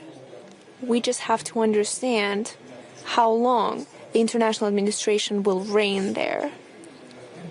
What is the time frame previewed in order to pass over the civilian power, as well as any security issues? And what is especially important, I believe, which has to be supported. There was a mention of liberating all the hostages that Hamas is keeping, as well as liberating a lot of Palestinians from the Israeli prisons. Here we have to understand how many Palestinians can be released in what time frame, and especially what is especially important, what is Palestine's opinion on that, as well as the countries of that region, the whole Islamic world, and Palestine, Palestinian people, and of course I mean Hamas. There are different approaches and opinions about Hamas. We have our own opinion, but we have contacts with them. And it's important for us that Hamas support that idea as well. And the Palestinian administration has to support that as well. These are all the matters that require substantive, detailed research and work. Overall, if we manage to make it happen, this will be a significant step forward towards resolving this conflict. But in our opinion, I would like to reiterate, any substantive decision can be made with the creation of Palestinian state. And Israel's approach is also very important. We're not aware of it yet. What's their take on it? I'm not aware of any public statements. But it's not just about their public statements, but at the core, what is Israel's take on it? Will they be ready to comply with what's been proposed by the U.S. president? There are a lot of matters to take into account. But overall, if all the things that I've mentioned can happen, it will be a breakthrough that could be quite positive. Allow me to repeat for the third time. The creation of a Palestinian state is the key to resolution as a whole. I'm not surprised a couple of weeks ago when one ally of the U.S., Israel, attacked another ally of the U.S., Qatar. I was surprised. What about the reaction or the absence of reaction of the U.S.? Понятно. Спасибо. Так, Тара Рид, пожалуйста, здесь. Okay, Tara Reid. President Putin, it's a tremendous honor to speak to you. I want to start with a thank you that will lead to the question. I used to work for Senator Biden and Leon Panetta in the United States of America, and I came forward about some things in corruption in 2020, and I was targeted by the Biden regime to the point where I had to flee. Margarita Simenon, who was a hero to me, helped me, and Masha Maria Butina get through. And I was able to get political asylum thanks to you. And with your collective effort, you saved my life. So thank you. I was a target, and my life was in immediate danger. What I can say about Russia is Lublyo Russia. I have found it to be beautiful. The propaganda in the West was wrong about Russia. I love Moscow. The people have been very warm and welcoming. It's efficient. And for the first time, I feel safe and I feel more free. I work for RT. And I've really enjoyed it. I'm given a lot of creative freedom to work in my sphere in geopolitical analysis. And so thank you to the Valdai Club for recognizing my intellectual pursuits. I appreciate you. So this is my question. I have met other Westerners that have come here for sanctuary to Russia, also for economic reasons and for shared values. How do you feel about watching this stream of Westerners coming in, asking to live in Russia? And will it be easier to get Russian citizenship? And you gave me, by presidential decree, Russian citizenship, which is a tremendous responsibility and honor. So, я русский. Спасибо большое.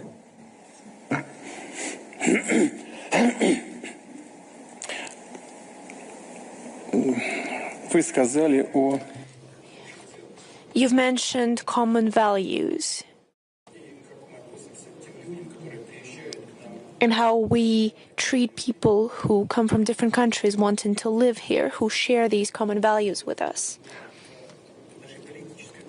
You see, in our political culture, there have been a lot of good, a lot of questionable, and the identification document of citizens of the Russian Empire, there was no such field as nationality. Soviet passport had that, but the Russian one didn't have that. It had a religion. There was a common value, a religious value, belonging to Eastern Christian religion, Orthodox religion.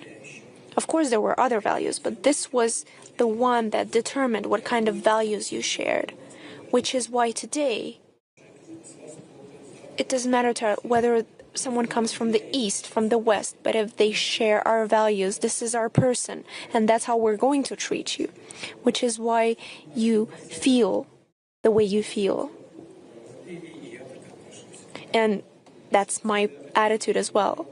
As for any legal administrative procedures, we have taken decisions that facilitate the chances for those who want to tie their lives, whether it's for a few years, facilitate the process that lowers the barriers for them. It's not that we see a huge inflow, but hundreds of thousands of people, or I believe we've received 2,000 applications, 1,800, and this inflow continues. And it's not just for political reasons, but for values, mostly from European countries.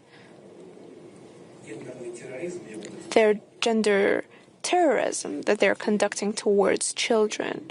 Not a lot of people can tolerate it. So they're trying to find safe havens, and they find themselves here. And we will continue to support them as far as we can.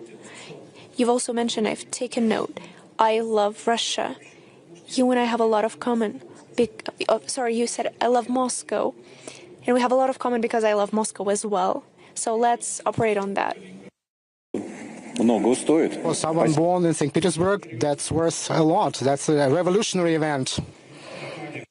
Mr. President, to follow up on that question, a couple of months ago, there was this really unique piece of news that at the front lines of the special military operation in Donbass, an American citizen perished who fought on our side, Michael Gloss, who was the son of the deputy head of the CIA.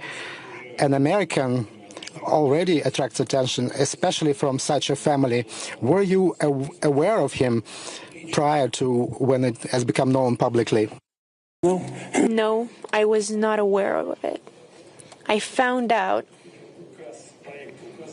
when there was a draft decree on him acquiring a medal for bravery.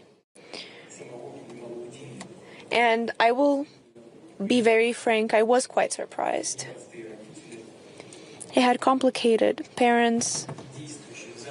His mother is the acting deputy of the investigative branch of the U.S. His father is the retired Navy officer in charge of one of the largest companies supplying Pentagon.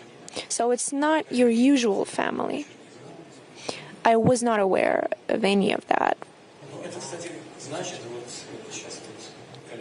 But you see, a colleague was just speaking about her points of view, how she found herself here, and he found himself here for the very same reasons.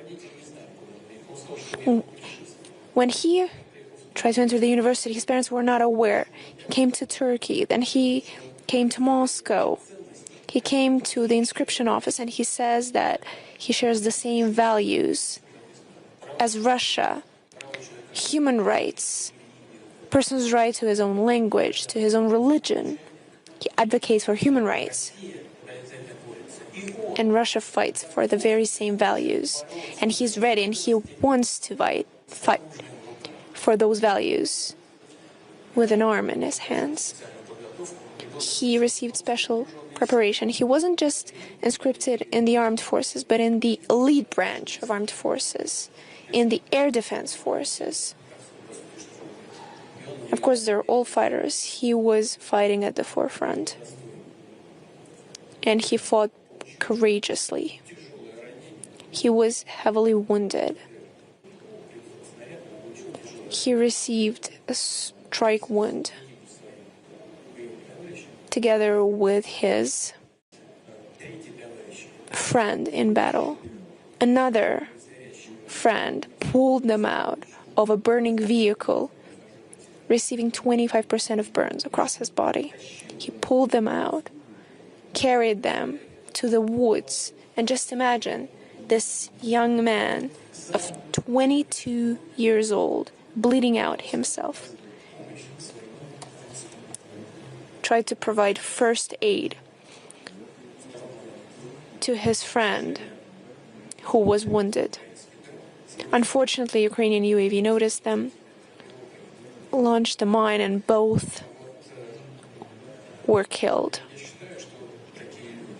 I believe that these people, they are the core of the MAGA organization who support the current Trump administration because they fight for the same values as himself. They are like that, and he's like that as well. What's that they sing in the anthem? The U.S. is the land of the brave. So he truly proved with his bravery, with his behavior, he laid down his life. And a significant part of U.S. citizens can be proud of him. How this U.S. citizen that we just spoke about,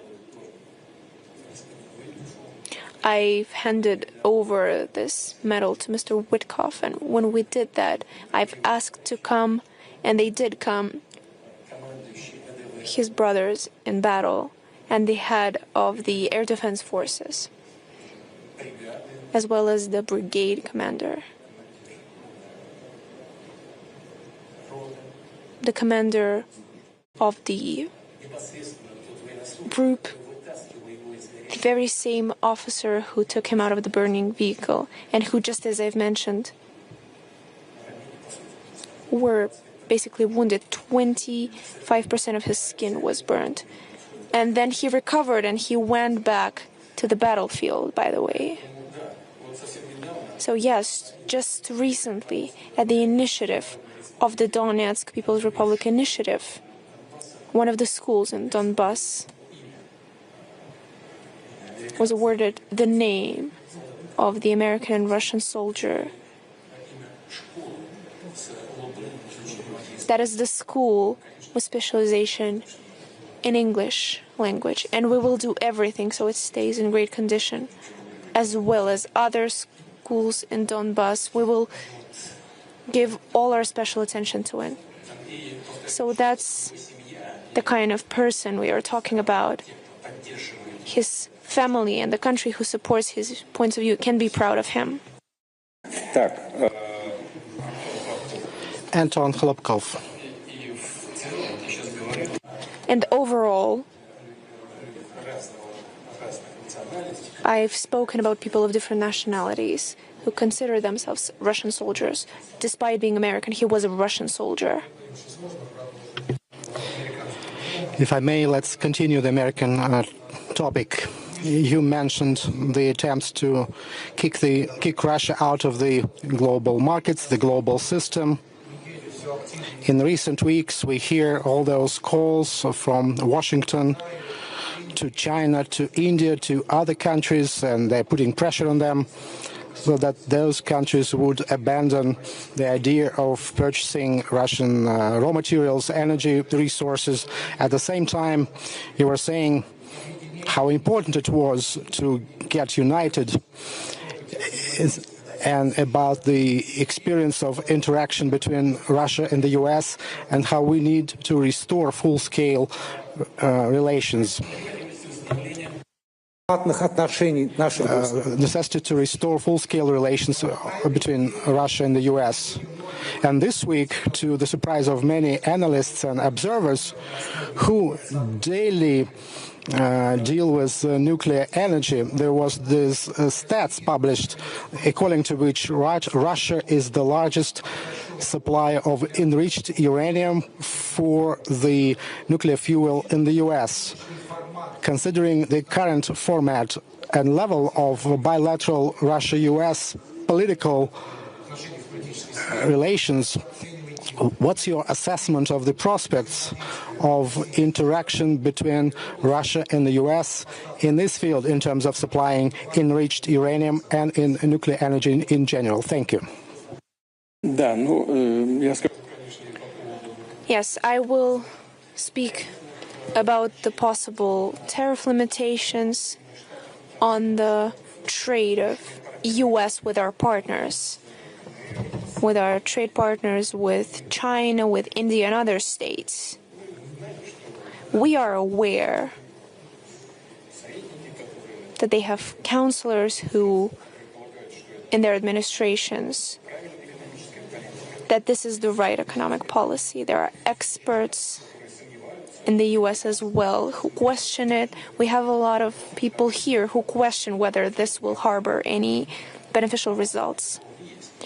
What is the root of the problem? And there is a problem. For example, let's imagine there are higher tariffs on the goods from those countries that Russia sells energy carriers to, oil and gas. What will this lead to? For example, Chinese goods will be less present, and then prices will go up on these goods on the US market. Or these goods will flow via third countries, and once again, prices will go up because of the deficit, and the logistics will cost more. If this happens, if the price is ramped up, the Federal Reserve will have to maintain the interest rates flat or up them to deter the inflation, and this will result in the deceleration of the American economy. It's not about politics, it's like a pure economic reckoning, and many of our economists believe it's going to happen. Same refers to India and goods manufactured there. It's the same as with China. So for the United States, the benefit is not obvious, and for the countries against which the threat was voiced, like for India, if India stops buying our energy, damage will be inflicted upon them, like to $9 to $10 billion if they decline to buy energy from us. If not, high duties will be imposed on them, and once again, damage will be there. Well, the same amount of damage, and why then decline to buy Russian energy to actually sustain political risks? And the Indian people will look at what decisions are made by the political leadership and never accept any humiliation before anyone. And also I know Prime Minister Modi, he will never take any steps of the kind. So economy-wise, there is no point in it. With respect to uranium, well, it is actually kind of type of fuel. This is also type of energy for nuclear power plants. And in this case, a nuclear power plant is no different from those coal firing or furnace oil firing, etc., to generate power. And the United States buys uranium from us. And you've asked, why does it buy uranium from us and bans others to buy our energy? The answer is simple, and it was given back in the times of the Roman Empire. We all know the phrase, quod licet Jovi, non licet bovi. What is allowed to Jupiter is not allowed to Bull. Neither China nor India, even if we call that in India cow is sacred, they venerate the cow. No one wants to act as a bull. However, in Europe, many of the politicians want to act as a bull or a goat or a ram. Will not point fingers, but this is not about China. It's not the case of India or China or any other major powers or mid-sized nations who respect themselves and will not allow to be humiliated. Well, as regards trading uranium, this continues, and the United States is the number one, I think, power in terms of nuclear generation. I don't remember the exact number. Probably they have 54 power plants, NPPs. But in the overall energy mix, it accounts for 18.7% only. I mean the nuclear power. We produce and generate less. We have fewer units, but in our energy mix it's also 18.5%, roughly the same proportion. But in the United States they have a well-developed nuclear power sector and it requires a lot of fuel. We are not number one supplier. You said we're the biggest supplier. No, this is not true. The biggest supplier is an American-European company, I forget its name, supplying 60% of nuclear fuel to the American market. And Russia is number two,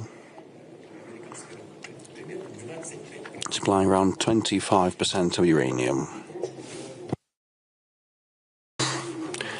Last year, I cannot recall the exact numbers of supplies, but we earned around 750 or 60 million USD in the first half of this year. We sold uranium worth more than $800 million to the United States. So more than $800 million worth of uranium. And as a result of the year, it's going to be 1.2 billion, more or less. So we can figure how much is going to be next year. Now we have had the backlog of orders to the tune of around 800 million. So the work is ongoing. And, well, they do that because, it's the cost-effective option for them, and they're right in doing so, and we are ready to be a reliable supplier. I took note that for the next Valdai Discussion Club, we need a session dedicated to livestock, about rams, sheep. Well, this is a very important matter. Yes, don't hesitate. Don't doubt that. If we step aside from the irony, probably you have caught the irony. But if we speak about the energy trade, the refusal to buy Russian gas in Europe has resulted in the growth of price, and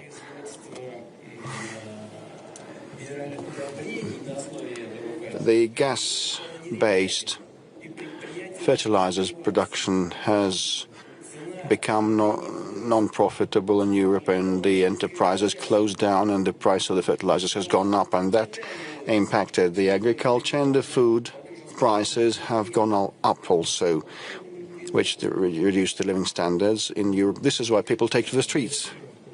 Mr. Putin, and let live alone the nuclear topic. And over the last week, a lot has been written about the situation in Zaporizhia nuclear power plant that there is a threat of a major failure that would actually damage all the regions nearby. What is going on there? Well, all the things that have been happening keep happening. The Ukrainian militants try to impact the surroundings of the NPP. Thank goodness they haven't got the nerve to impact the station itself. There were some strikes against the training center. Several days ago, just shortly before Grossi came to visit us, there was an artillery strike impacting the power transmission towers, and now the feed in is provided with the help of generators,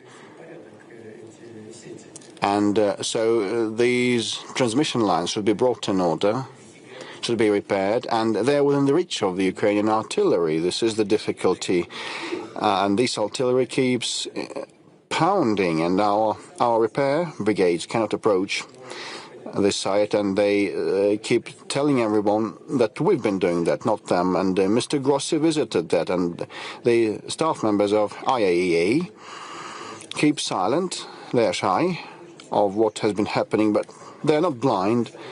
They see what has been happening. Do we strike ourselves? This is nonsense. This is a very dangerous game, actually. And on that side, people should be aware that if they keep playing these dangerous games, they still have operating nuclear power plants on their side, and we can reciprocate, respond in kind, let them think it over. Number two, well, around 10,000 people worked at that power plant in the Ukrainian times, because all the social things were on the payroll, on their budget. Now 4,500 people work there full-time, and only 250 came from other regions of Russia. All the rest, the bulk, the vast majority, are the staff members that have been there for quite long. Some of the workers left, and no one expelled them, and no one detains those who want to live there and work there. And they have accepted the Russian nationality, as well as our colleague has done. And all that is happening and is witnessed by the observers of the IAEA who are present at the power plant. And this is how things are progressing, are happening there. And we try to, well, by and large, this is under control, and we try to provide for the security of the nuclear power plant and the fuel. But I can only add that the sabotage squads of the Ukrainian army last month and last year repeatedly tried to blow up the power transmission lines near the Kursk and Smolensk nuclear power plants. Trying to, well, our professionals restored power supply quickly, but what has been happening now at the Zaporizhia power plant is no different from the activities by those terrorist squads. This is very dangerous. Well, they'd better stop that. I hope this message is brought home to those who are in charge. So Grossi knows what has been happening. Yes, he does, and he knows that. Like a UAV drops a shell, or a shell comes.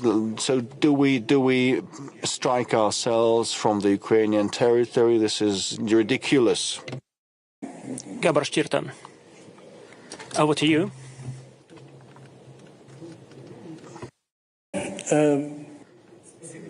Thank you so much, Mr. Putin. Thank you for sharing with us your Russian view and your personal view about the world, about the future world order and the current world order. I'm from Hungary, from the country that today very often is being said a black sheep of Europe.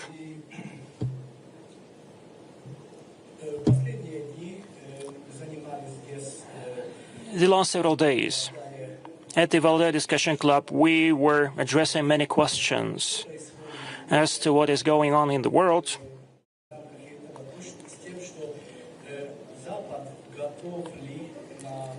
We discussed it whether the West is prepared for such a rearrangement or restructuring, and what place it can take in the nascent world order. And by the way, we were speaking about the deplorable state of the European Union or Europe.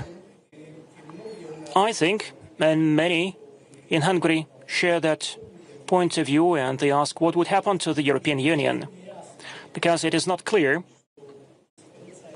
whether the EU would stay, would remain, or will it collapse. Its future is not clear. And many believe that the last nails into the coffin of the EU would be driven by the integration of Ukraine. What do you think? Do you share that point of view that the EU now is in deep crisis? What is your attitude towards that situation? And speaking about whether Ukraine is going to accede to the European Union, recently you said that Russia is not against that. Many do not understand that. I understand that once Ukraine is accepted as a member of the EU, then the EU would become weaker, and a weak EU is beneficial for many. But if Europe is too weak, it would pose a risk, it would pose a threat for the Eurasian space. Second, the EU lately looks very much like NATO. If we look at how we treat the Ukrainian crisis, it becomes very clear. My point is that so the European Union fist in that fight would be Ukraine, it would be its ram, and once it becomes the member of the European Union, it would threaten Russia. What is your take on that? Well, first of all, the European Union originally, since the founders, and the Commonwealth of Coal and Steel developed as an economic group. I said publicly already, but I will indulge in recalling once again that in 1993, together with the then mayor of St. Petersburg, Mr. Sobchak, I accompanied him, and he had a meeting with the then Chancellor, Federal Chancellor Kohl. And Kohl said if Europe wanted to preserve itself as one of the standalone centers of global civilization, it should act in concert with Europe, and Russia and the EU would be mutually complementary in a most powerful way.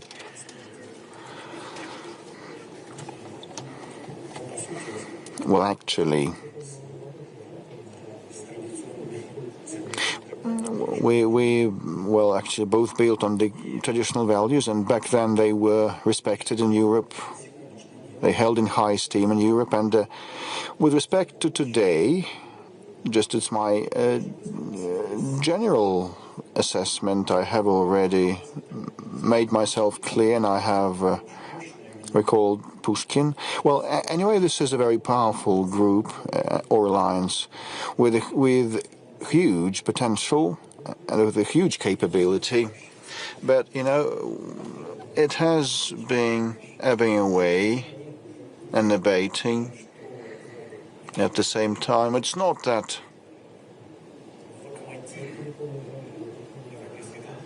the main powerhouse of Europe, Germany, has been stagnating for a number of years, and it's projected that they will keep stagnating next year.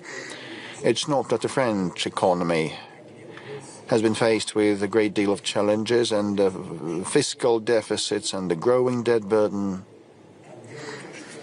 but rather it's about the fact that them fundamental things that have to do with the European identity are fizzling out. This is the erosion from within. The uncontrolled migration flows erode them. You know better than me.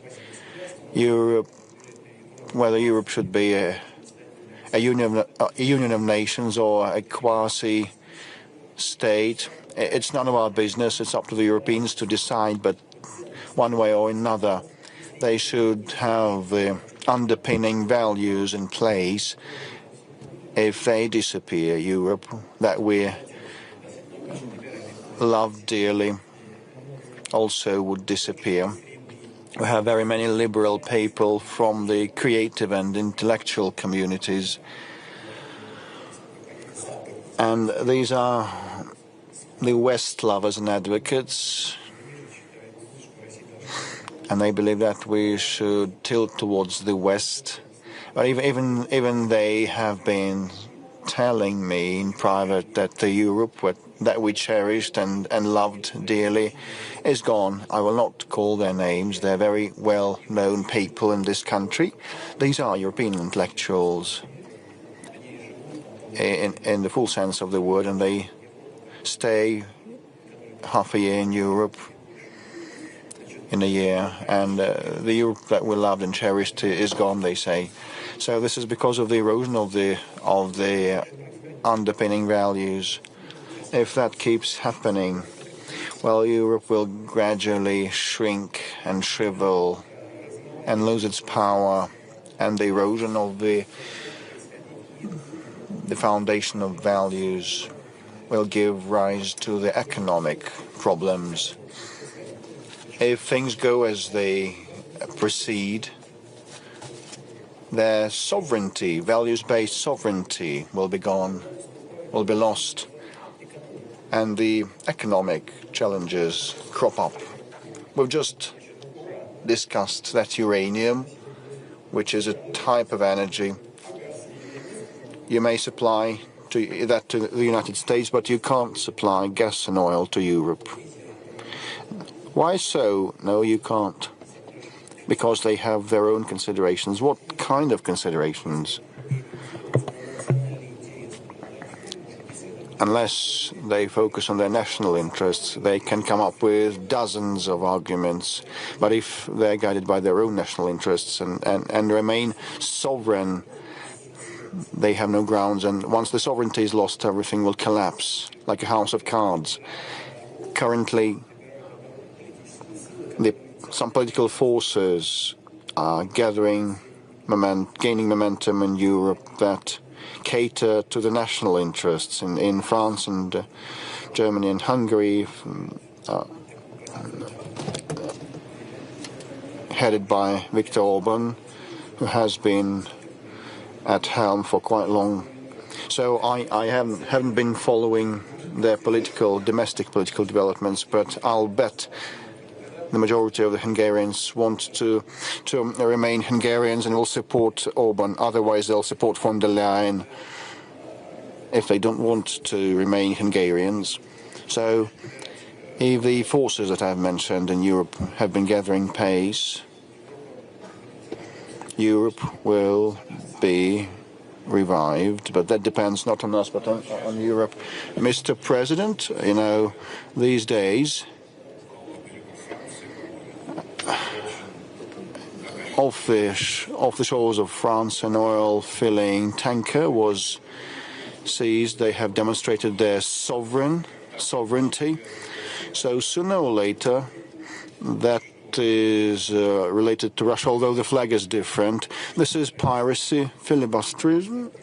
Well, the tanker has been seized in neutral waters without any grounds.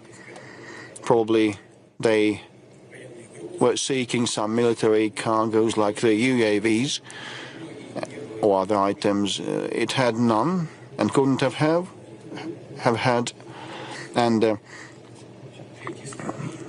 the tanker sailed under a third country flag, and there was an international crew.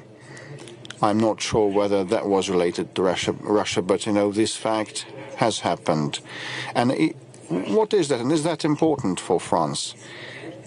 Well, it is, depending. Well, given the very, very difficult domestic political situation, and the French political leadership can, in no other way, distract the attention of the people from the challenges that are hard to resolve inside the republic. So this is why they want to pass the buck and move the focus to the borderline and egg on different countries like Russia and provoke us so that we act actively and tell the French people, join me and close ranks around me. I'll lead you to victory like Napoleon. But actually, this is the gist of it. And France, I believe you've been too kind towards the President of France. I do it gladly. We have strictly working relationship, but what is happening right now is exactly as I've told you. I have no doubt. I know him well. Van Shauli.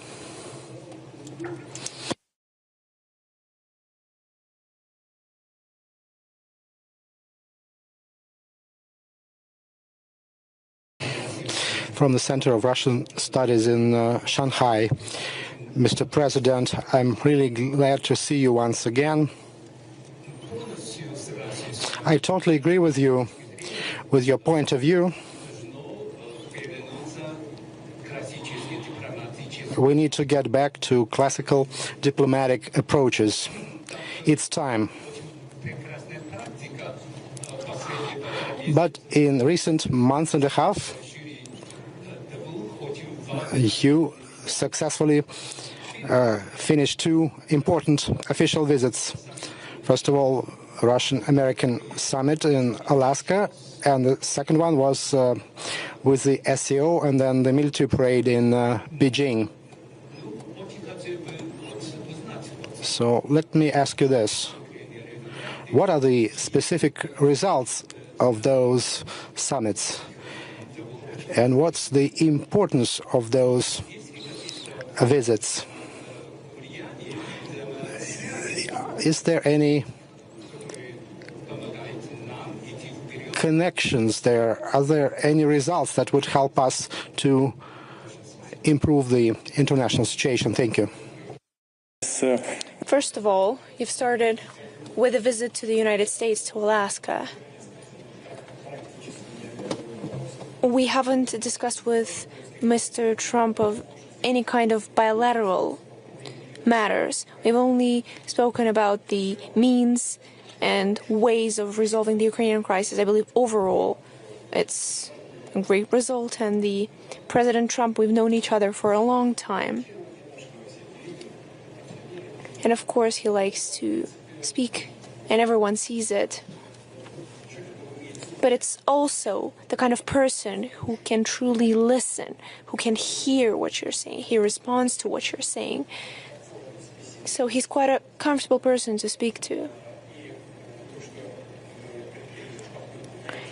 And us attempting to search and find possible ways of resolving the Ukrainian crisis is quite significant.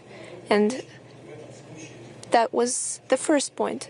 the second point, even though we've just breached it attemptively, it's the U.S. and Russian relations that are not at a dead end, but it's at quite an early stage. And the very fact of our meeting, of this visit, and I'm very grateful to the President for organizing it, I believe it's all signs that lead to the restoration of bilateral relations, and that is great for us in the bilateral scope, but for the international community as a whole.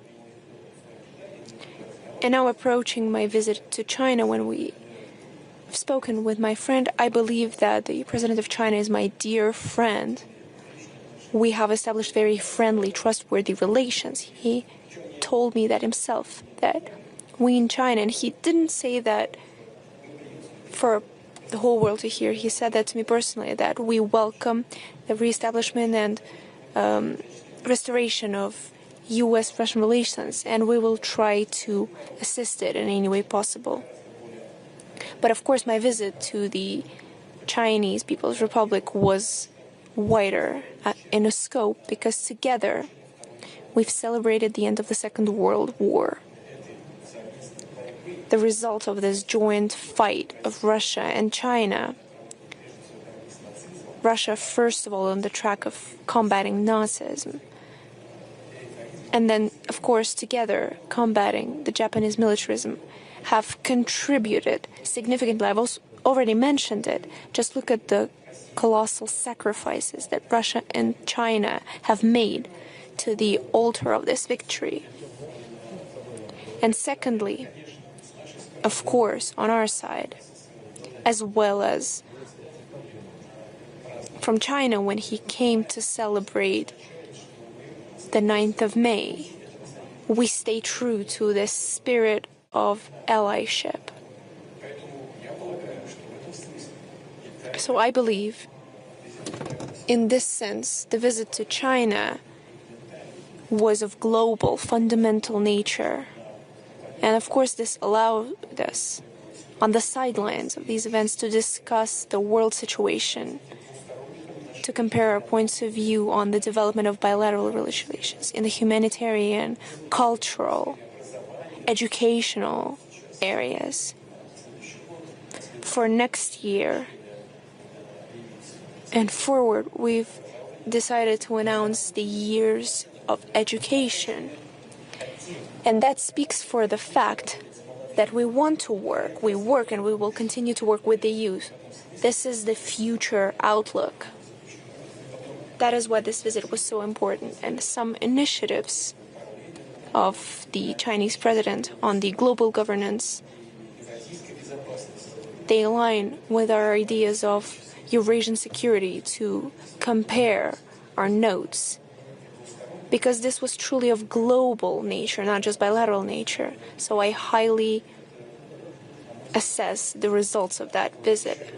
And I believe this was another important step forward in the development of our relations. Mr. President, you are the first leader in the world who called Trump a comfortable person to talk to. You see, I speak from the heart. As I've already mentioned, of course he likes using big words and speaking point blank and just directly tackling the issue. But he's, as I've already mentioned, protecting his national interests as he sees fit. But sometimes it's easier to hear a direct approach, to understand, instead of ambiguous phrasings. And I'm not saying it just to pay a compliment. We've talked for an hour and a half. I've presented my position and he listened attentively. He did not interrupt me. Then I listened to him very closely. We've exchanged our opinions. These are very complex issues. I will not go into detail because we don't do that. But he said that this will be complicated. Yes, of course. Obviously, we started to go into certain details. We have discussed them. There was a discussion. There was a discussion. I believe you should do this, you should do that, take off your hat. No. There was none of that. Of course, it is important that this leads to a logical conclusion, that there are definite results, but it is a complicated process. And I say that constantly, that it's important to reach a balance of interests, to reach a consensus. It is difficult. But if we approach this, and if we reach those results during the discussion, then these are truly tremendous agreements, and we can hope that they're long-lasting. Did you tell him anything about the history of Ukraine? No, that's not funny. I've spoken about this with my other American colleagues. We've truly discussed of possible ways of resolution. We've been quite frank. We've spoken honestly. It's hard to predict what will come out of it. But we will continue. We're ready to continue this discussion. Whose idea was it to meet in Alaska? Does it really matter? The important thing is that we did meet. But we were comfortable in Alaska. You see, they still have Orthodox presence there. They have Orthodox churches.